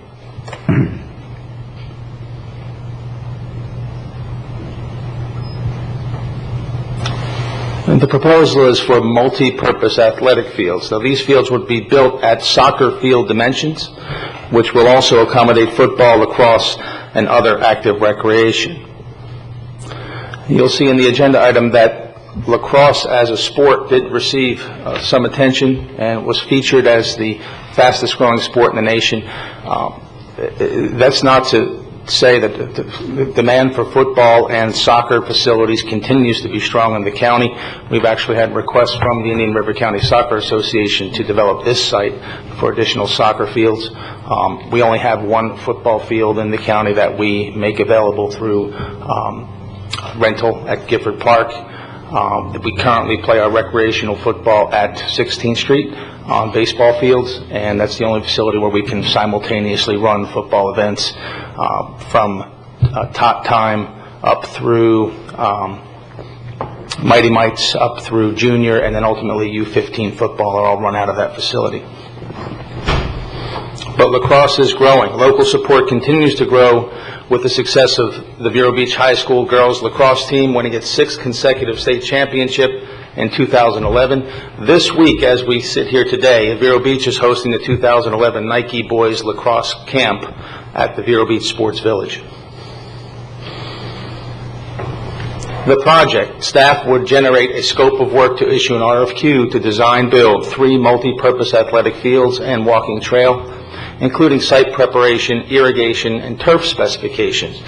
Then we would also examine the need for lighting, fencing, bleachers, parking, restrooms, and concession. And with an RFQ, you can negotiate with the most qualified responder to add or delete items as you decide you need them or can afford them through value engineering.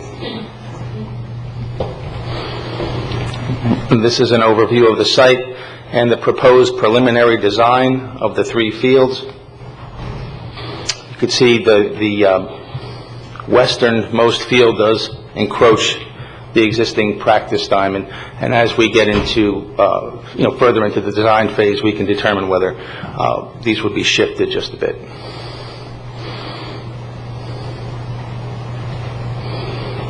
And staff recommends the board authorize the issuance of an RFQ to design, build the project. Funds are available from impact fees in the Parks and Recreation impact fee account. Thank you. Any questions of Mr. Zito? Mr. Chairman. The pure funding source is from impact fees? 100%, sir. And the impact fees that would be allocated to the final project, the projected number? We projected the total cost, if we had all of the amenities listed in the PowerPoint, to be between 1.4 and 1.6 million. That's only based upon a similar project recently completed in Brevard County. They spent 2.3 million, but it's very particular to the site work and preparation and parking that goes with a project of this nature. Now, we have, through part of Phase 1 in South County Park, graded that green space. It's flat, but typically it takes about a foot of top fill and then overseeding and sprigging to come up with a quality field. So we don't know exactly, and it depends on what amenities are chosen for the project. But in the agenda item, you'll see an estimate at around 1.5 million. Realizing that impact fees cannot be utilized for the maintenance or operational expense, how much do you anticipate the maintenance of the fields to be in addition to burden to the South County Park maintenance program? Well, the space is currently maintained by our Parks Division now. Now, in an improved state, that would take just a touch more manpower, but we do maintain the Gifford football field and have all of the overseeding and seasonal fertilizing that goes along with that responsibility. So that would continue to be maintained by the Parks Division. However, it would be very attractive, we feel, to a public-private partnership in its improved condition, similar to other public-private partnerships we have in the county. So we're currently maintaining that area for overflow parking and mowing the lawns, and there's just about the same anticipated maintenance that's being run now, except for the field improvement and striping, and that would be considered in the cost of doing business and the rental fees? Yes. Yes, sir. So we have be able to recoup that. Yeah, we have a crew that we have a parks crew that just stays at South County now, so that crew there'd be additional duties. We wouldn't be adding anybody, so it'd be more of it'd be maybe a little more of the herbicides, things like that, and striping, which we would try and have a fee for the use of the fields, or have a private-public partnership, or get it through the sponsorships like we do with football when people sign up to play, they sign their children up, things like that. Well, being and again, this was touted as a new enhancement to the growth of the community and growth to the park.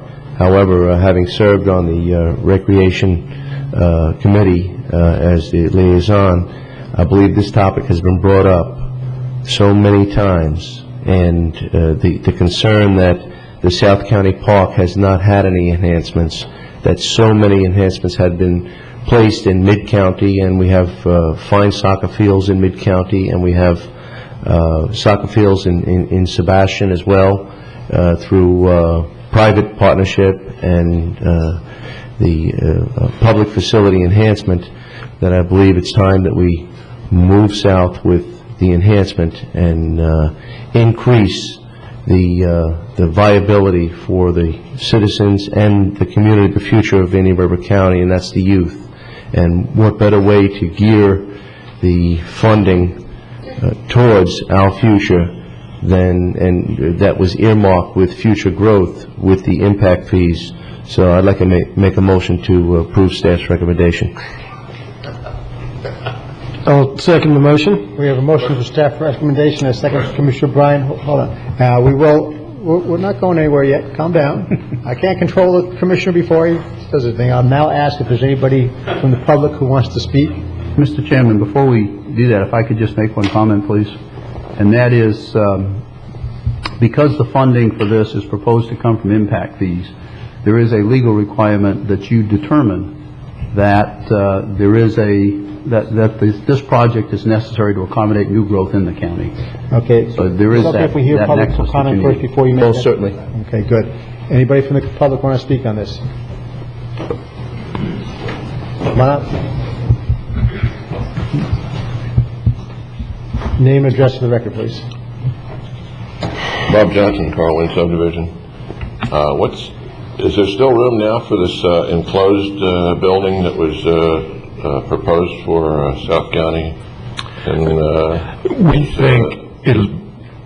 We think Boys and Girls Club going to still be involved in this? Or are they no longer involved? the Boys and Girls Club, we were involved. In fact, we gave them a piece of property right across from the junior high, and they've already built their facility with private funds.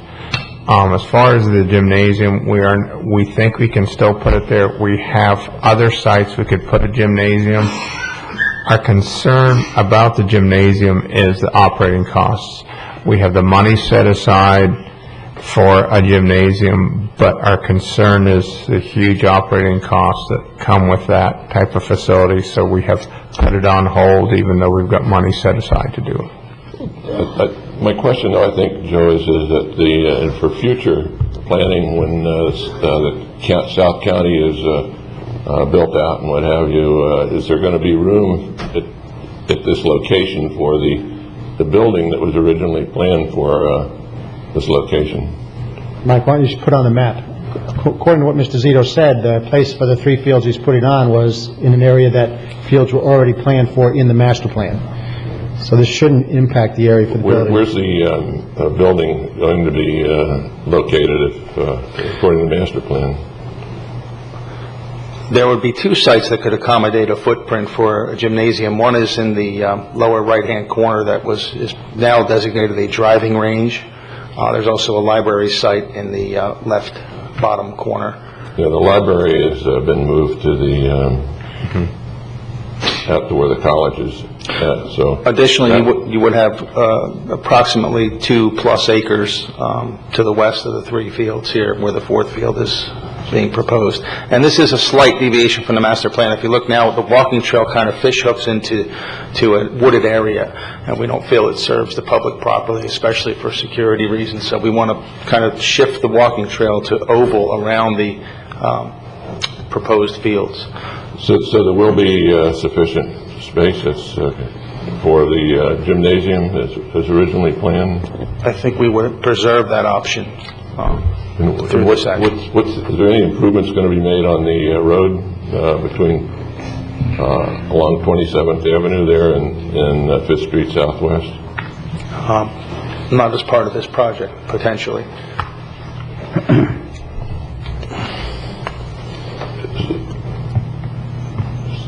So we don't know.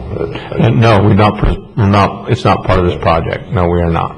Okay. Thank you. Do you think there's more because of the increase in traffic? Do you think one's needed or improvements there, or is that what's the status of that situation? I think what you're saying is this is located on 20th, not 20. This is located off of. It's 27th. It's 27th. Is that 20th or 27th? It's 20th and us. 20th, yeah, not 27th. So it's 20th, 27th. Okay. Further west. Yeah. Okay, so we're all right. All right, thank you very much. Name and address for the record, please. Stephen Durdeff, 21st Court, Vero Beach. Again, we're up here over impact fees, and as your county attorney mentioned, impact fees directly related to level of service. Right, your level of service for the county is on parks. It's measured to acreage to functional population. Your functional population right now is 1,000 people per 6.61 acres. You currently have a population of roughly 138,000. If you take that 1,000 multiplied by 6.61 acres, you have 964 acres of parkland needed to accommodate the demand for your 2030 population.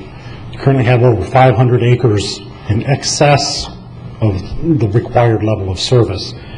Additionally, the use of funds can be used for infrastructure. Currently, under your staff report, it states 4 multi-purpose athletic fields, which have served the county community as active recreational space, will be replaced by 3 multi-purpose fields. You're actually reducing your level of service. Just a second. You're taking 4, you're going down to 3. Right? That is a reduction in level of service in those things. And I could quote Mr. Baird, I don't have it with me, but you stated at the baseball fields you could not use impact fees to put in lights. Now we see lights for this project. Again, we're going back to that.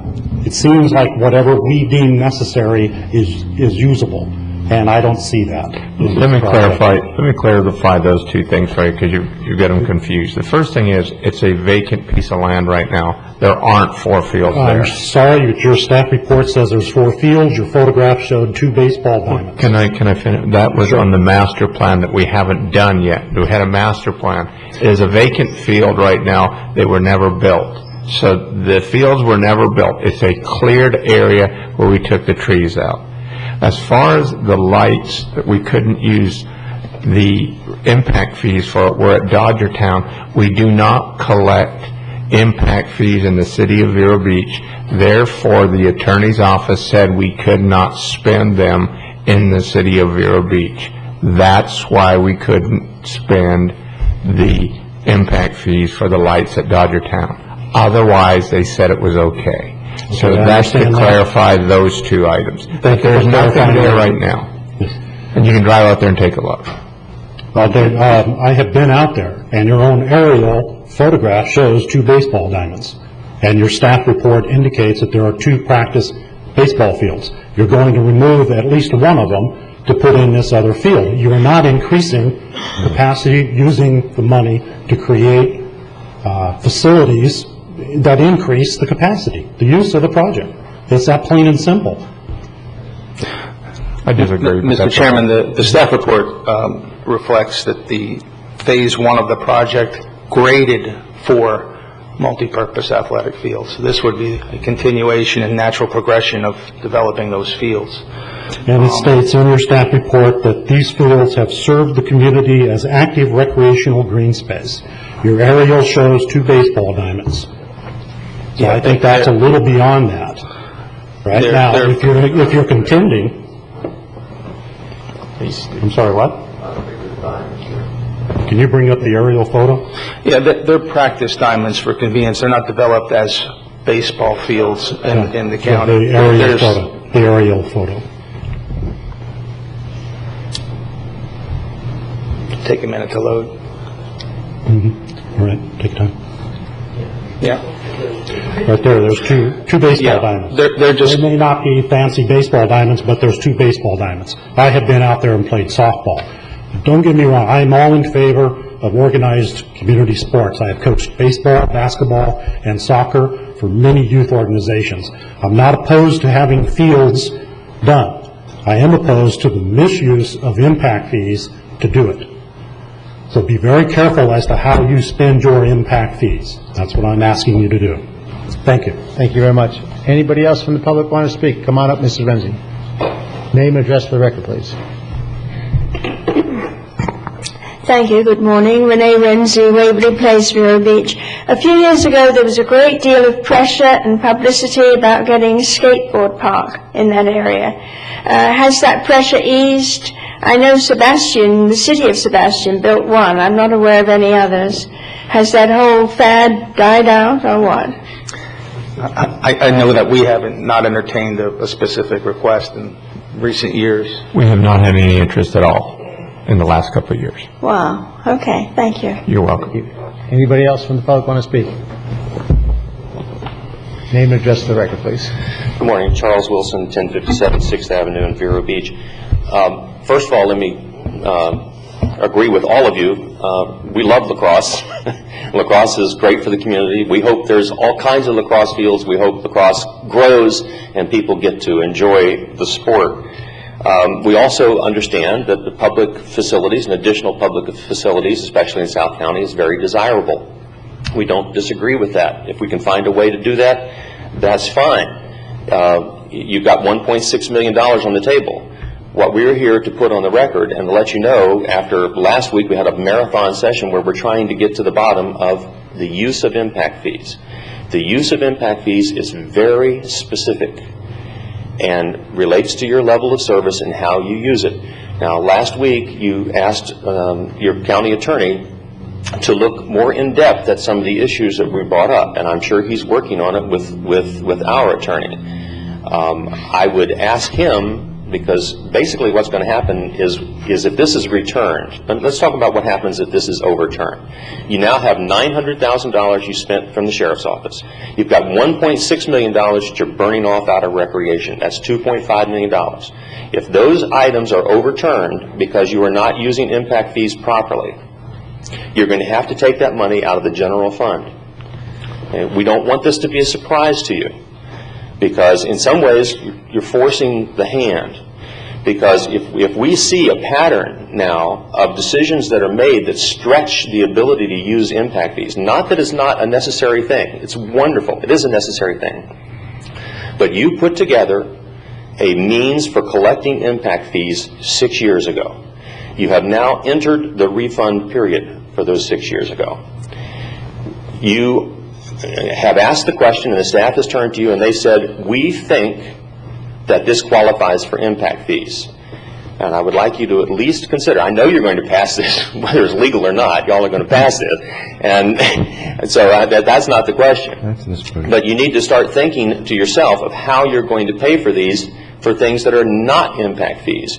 Because frankly, the reason you've been able to do this is you've never been challenged. Well, you're going to be challenged. And this whole series of appropriations out of impact fees that do not meet your codes and qualifications are going to come back to haunt you. So I just urge you to be careful, because we know that the general fund has real restrictions.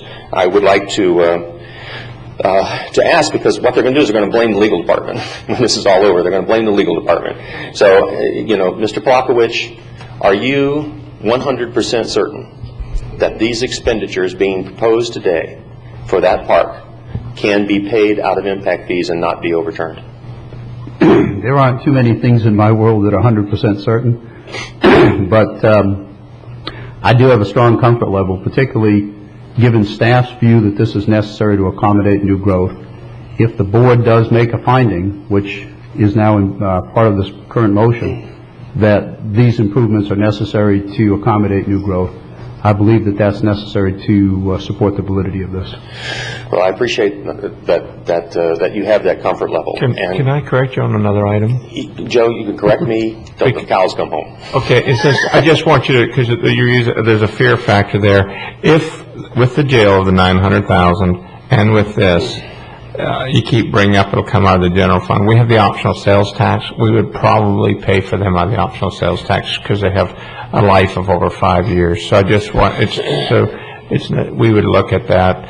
Not that we think we'll have to by any means. I just want to make sure. My good friend, Mr. Baird, you're absolutely right, and you're a lot smarter than I am. I grant you that, and I believe that we've spent that optional sales tax about 12 times. So one of the things that we're going to undertake is, when we do this accounting, is that movable sales tax that seems to cover any expenditure that we can't account for. So my only point here before you commissioners, and I know what happens here, is that we want to place on the record, we don't want this to be a surprise. We don't want somebody to get mad at us when they have to say, oh my gosh, we've got to take this money. We have a high comfort level also, and that's that these do not qualify for impact fees. And even though it's a wonderful thing, let me underline that, it's a wonderful thing, and Commissioner Flesher, you're serving on that committee, and knowing the recreational needs for South County are absolutely well taken. You just can't use impact fees for it. Thank you. Thank you. Any other comments from the public? Okay, Good morning. Penny Chandler, Indian River County Chamber of Commerce. I think in light of other issues that have come before you today, great news that we have in a tight budget year, when you're looking at restrictions in other areas, great news that there are collected impact fees that can be used for something that enhances public recreation in the community. I'm speaking in support of the department's recommendation for the multipurpose fields. There is this increased demand for youth sports in the county, and the multipurpose fields would certainly meet some of that demand, if not all of it, at this point in time. It would be terrific for our community, for Indian River County, to build off the already growing success of the high school lacrosse and other sports in the community. Multi-purpose fields like this could be used as a feeder system into those sports. And as part of an already planned, as was described, part of the master plan, the whole proposal makes a lot of sense.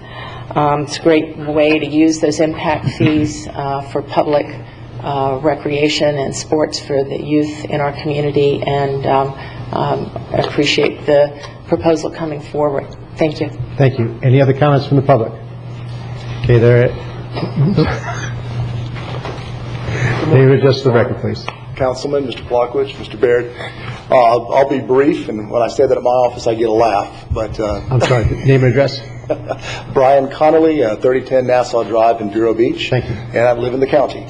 I can tell you as a parent of a 14-year-old and an 11-year-old that we are thrilled that the county has recognized this need and that we have the funds and the opportunity to make a wonderful thing happen. To be brief, I'm a product of this county's athletic programs, from the Mighty Mites through the high school system, and I'm positive that without that guidance of the coaches, the structure, the discipline, learning how to be a team member and fight through adversity, I wouldn't be standing here today.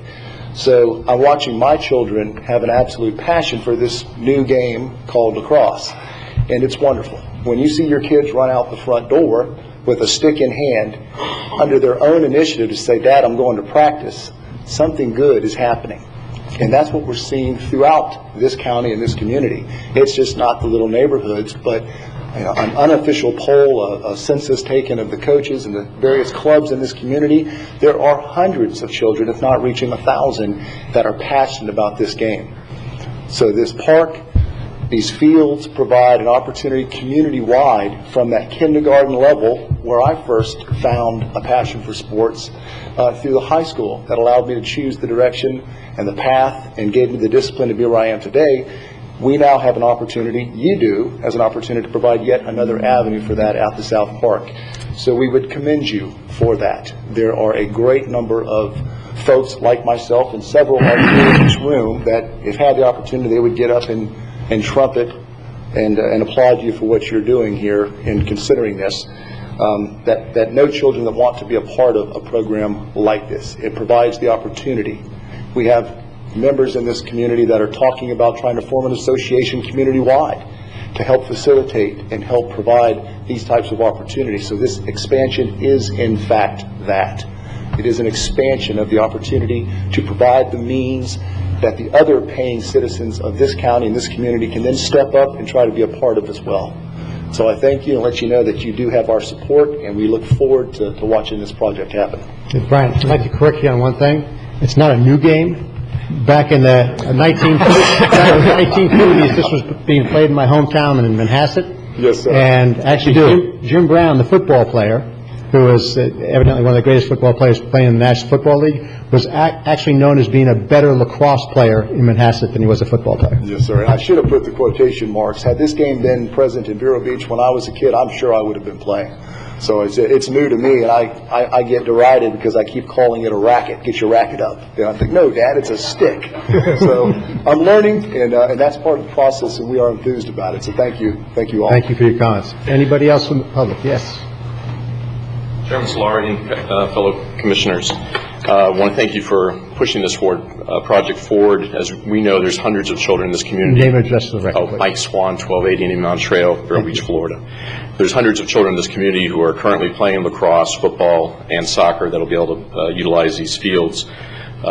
Over the last 4 years, we've had 10 girls at the high school commit to D1 level lacrosse and receive scholarships to schools like Harvard, University of Florida, Johns Hopkins, UVA.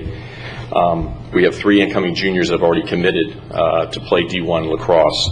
As far as growth, what we've seen when we go to these lacrosse tournaments over Naples and the West Coast that have built these facilities, they attract hundreds of people to the tournaments. People go around, start looking at property, they fill the hotels, they eat at the restaurants. So that's the kind of growth that I think the impact fees are looking for, the people to move to the community. We've actually had several girls at the high school move from other states to Vero Beach to play on lacrosse. So there is requisite evidence to show that building these types of facilities will attract people, build it, they will come. This is, adding to the quality of life here in Indian River County. What makes this place special are the people and these type of amenities that this commission and fellow past commissions have built. So we encourage you to move this project forward, and thank you for the support. Thank you for your comments. Anybody else from the public?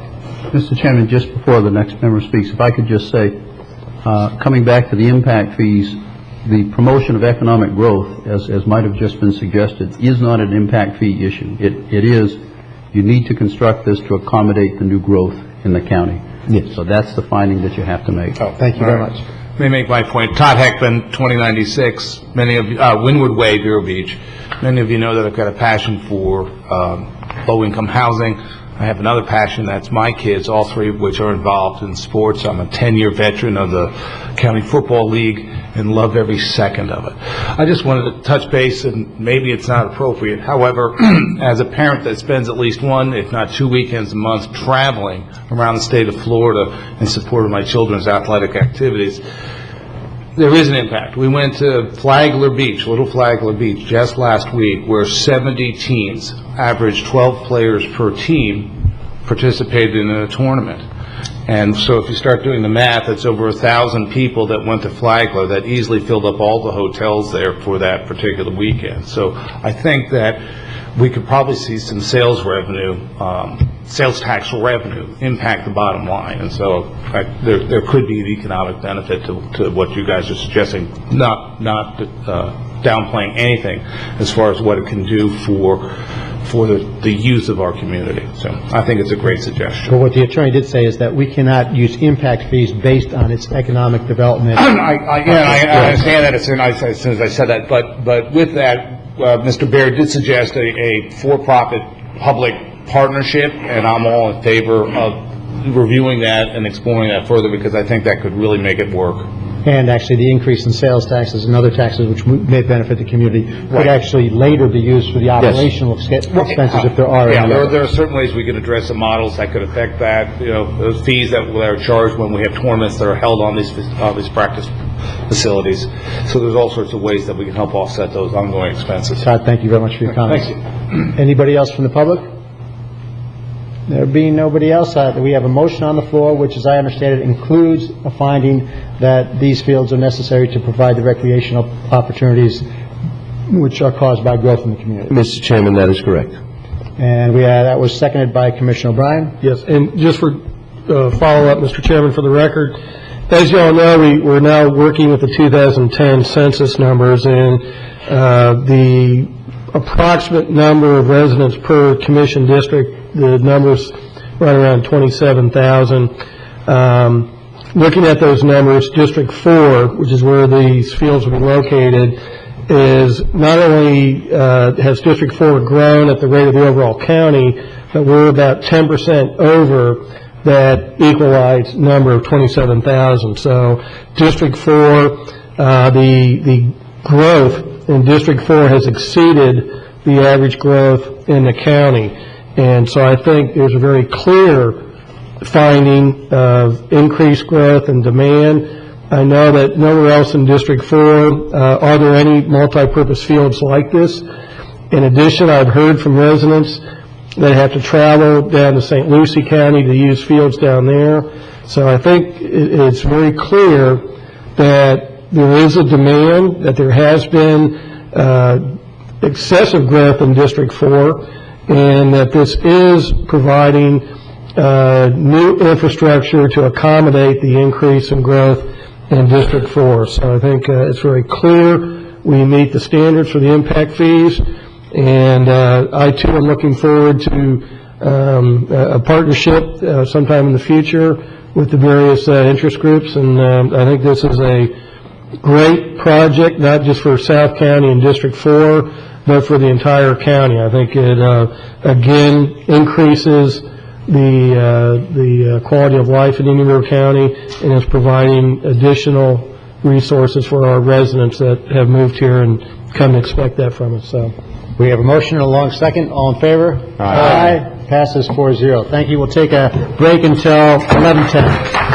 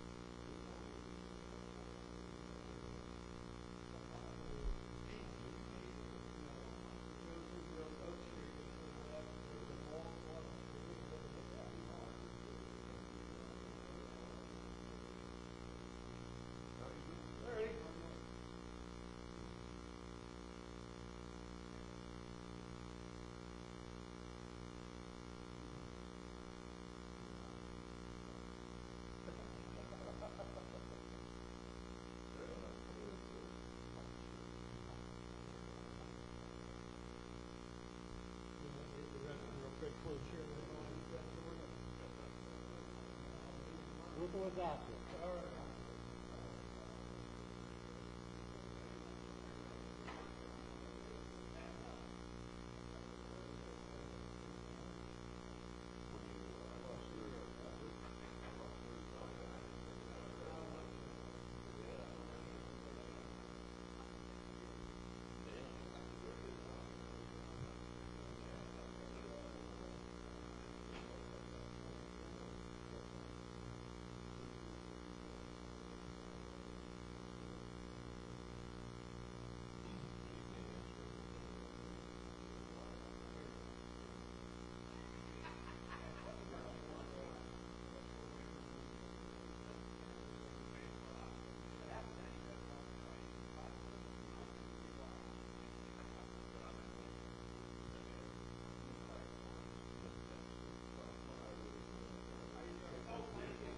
Hi, how you doing?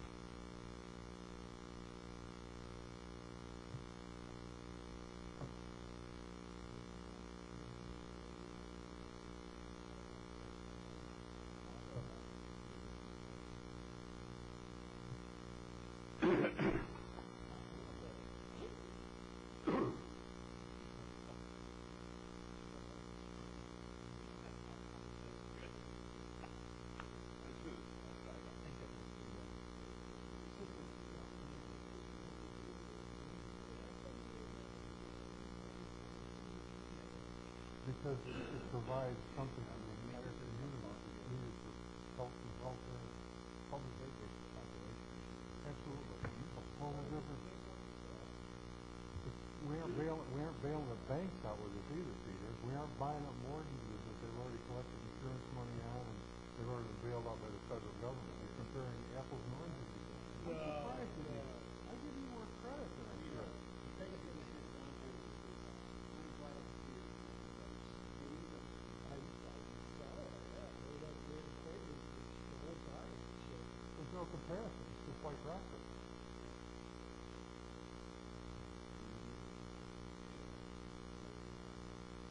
aren't buying mortgages at the bank foreclosure.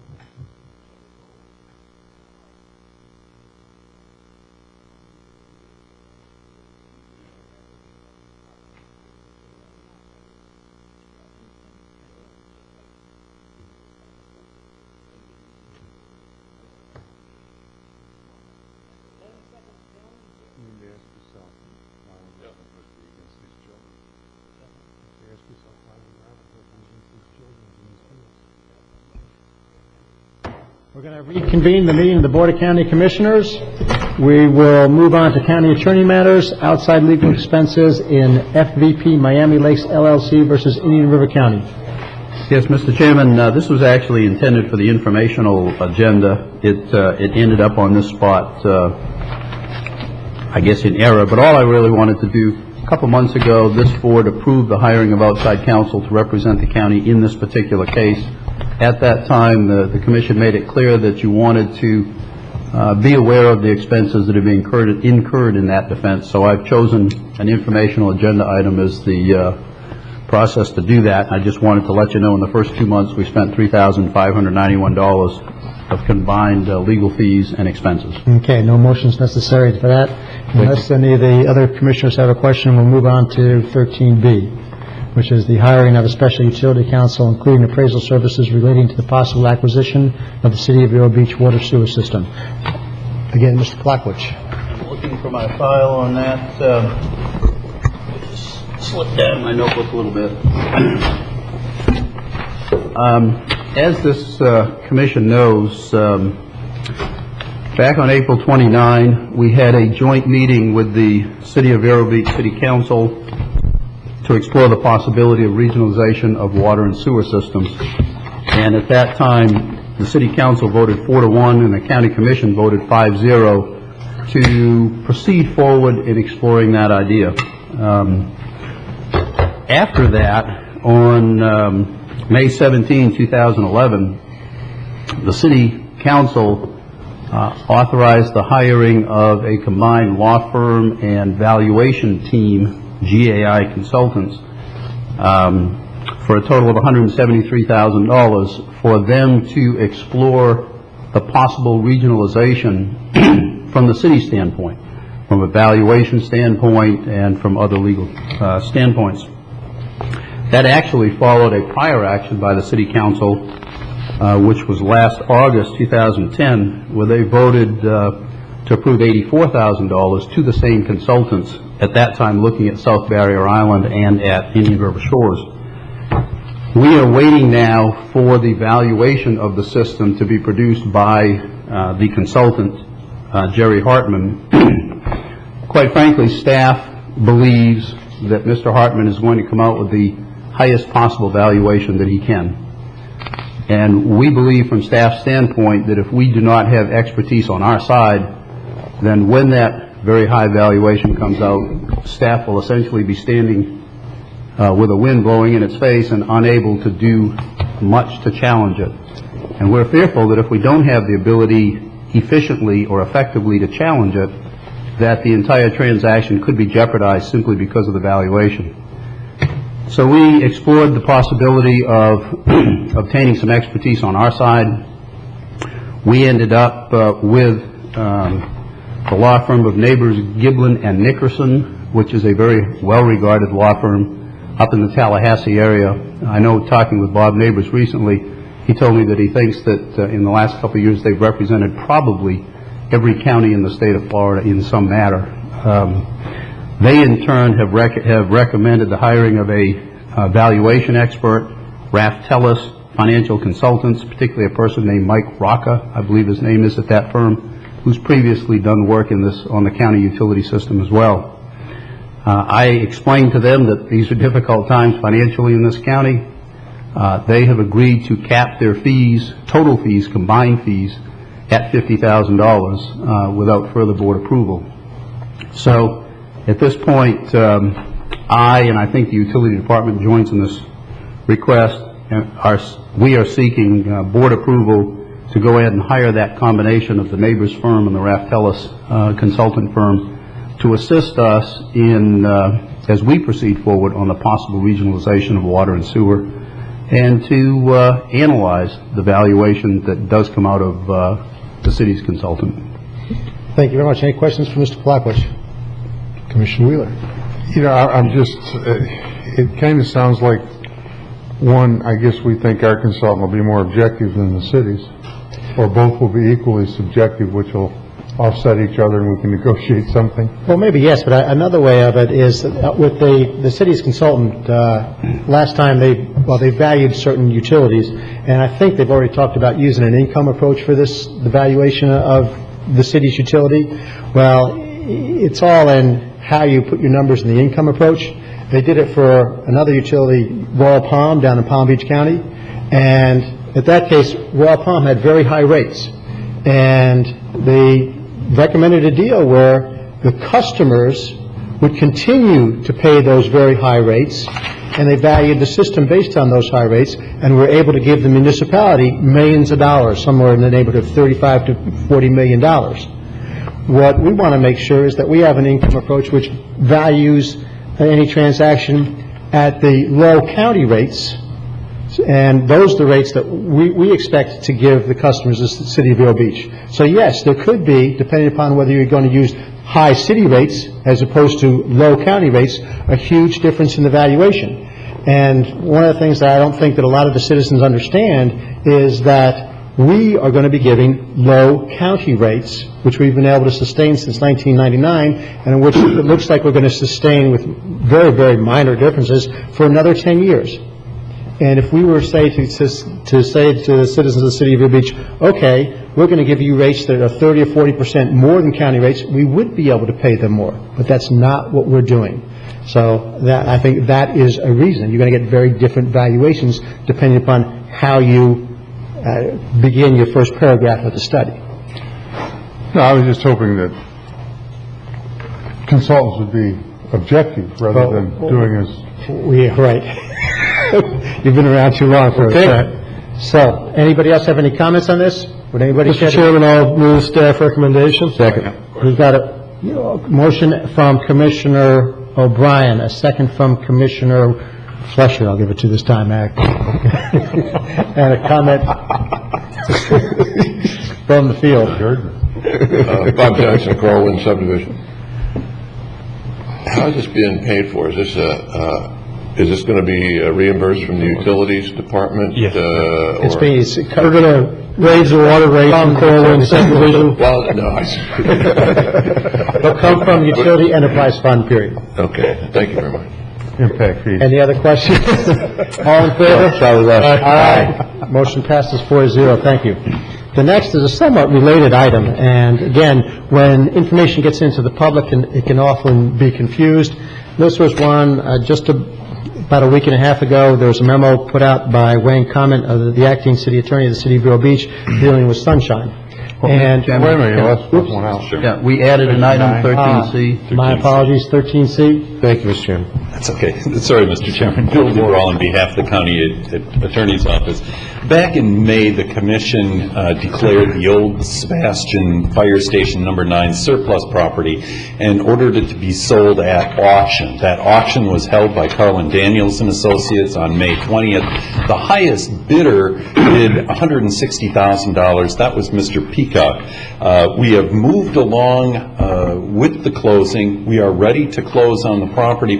However, during the course of the closing proceedings, we found out that Mr. Peacock was in bankruptcy.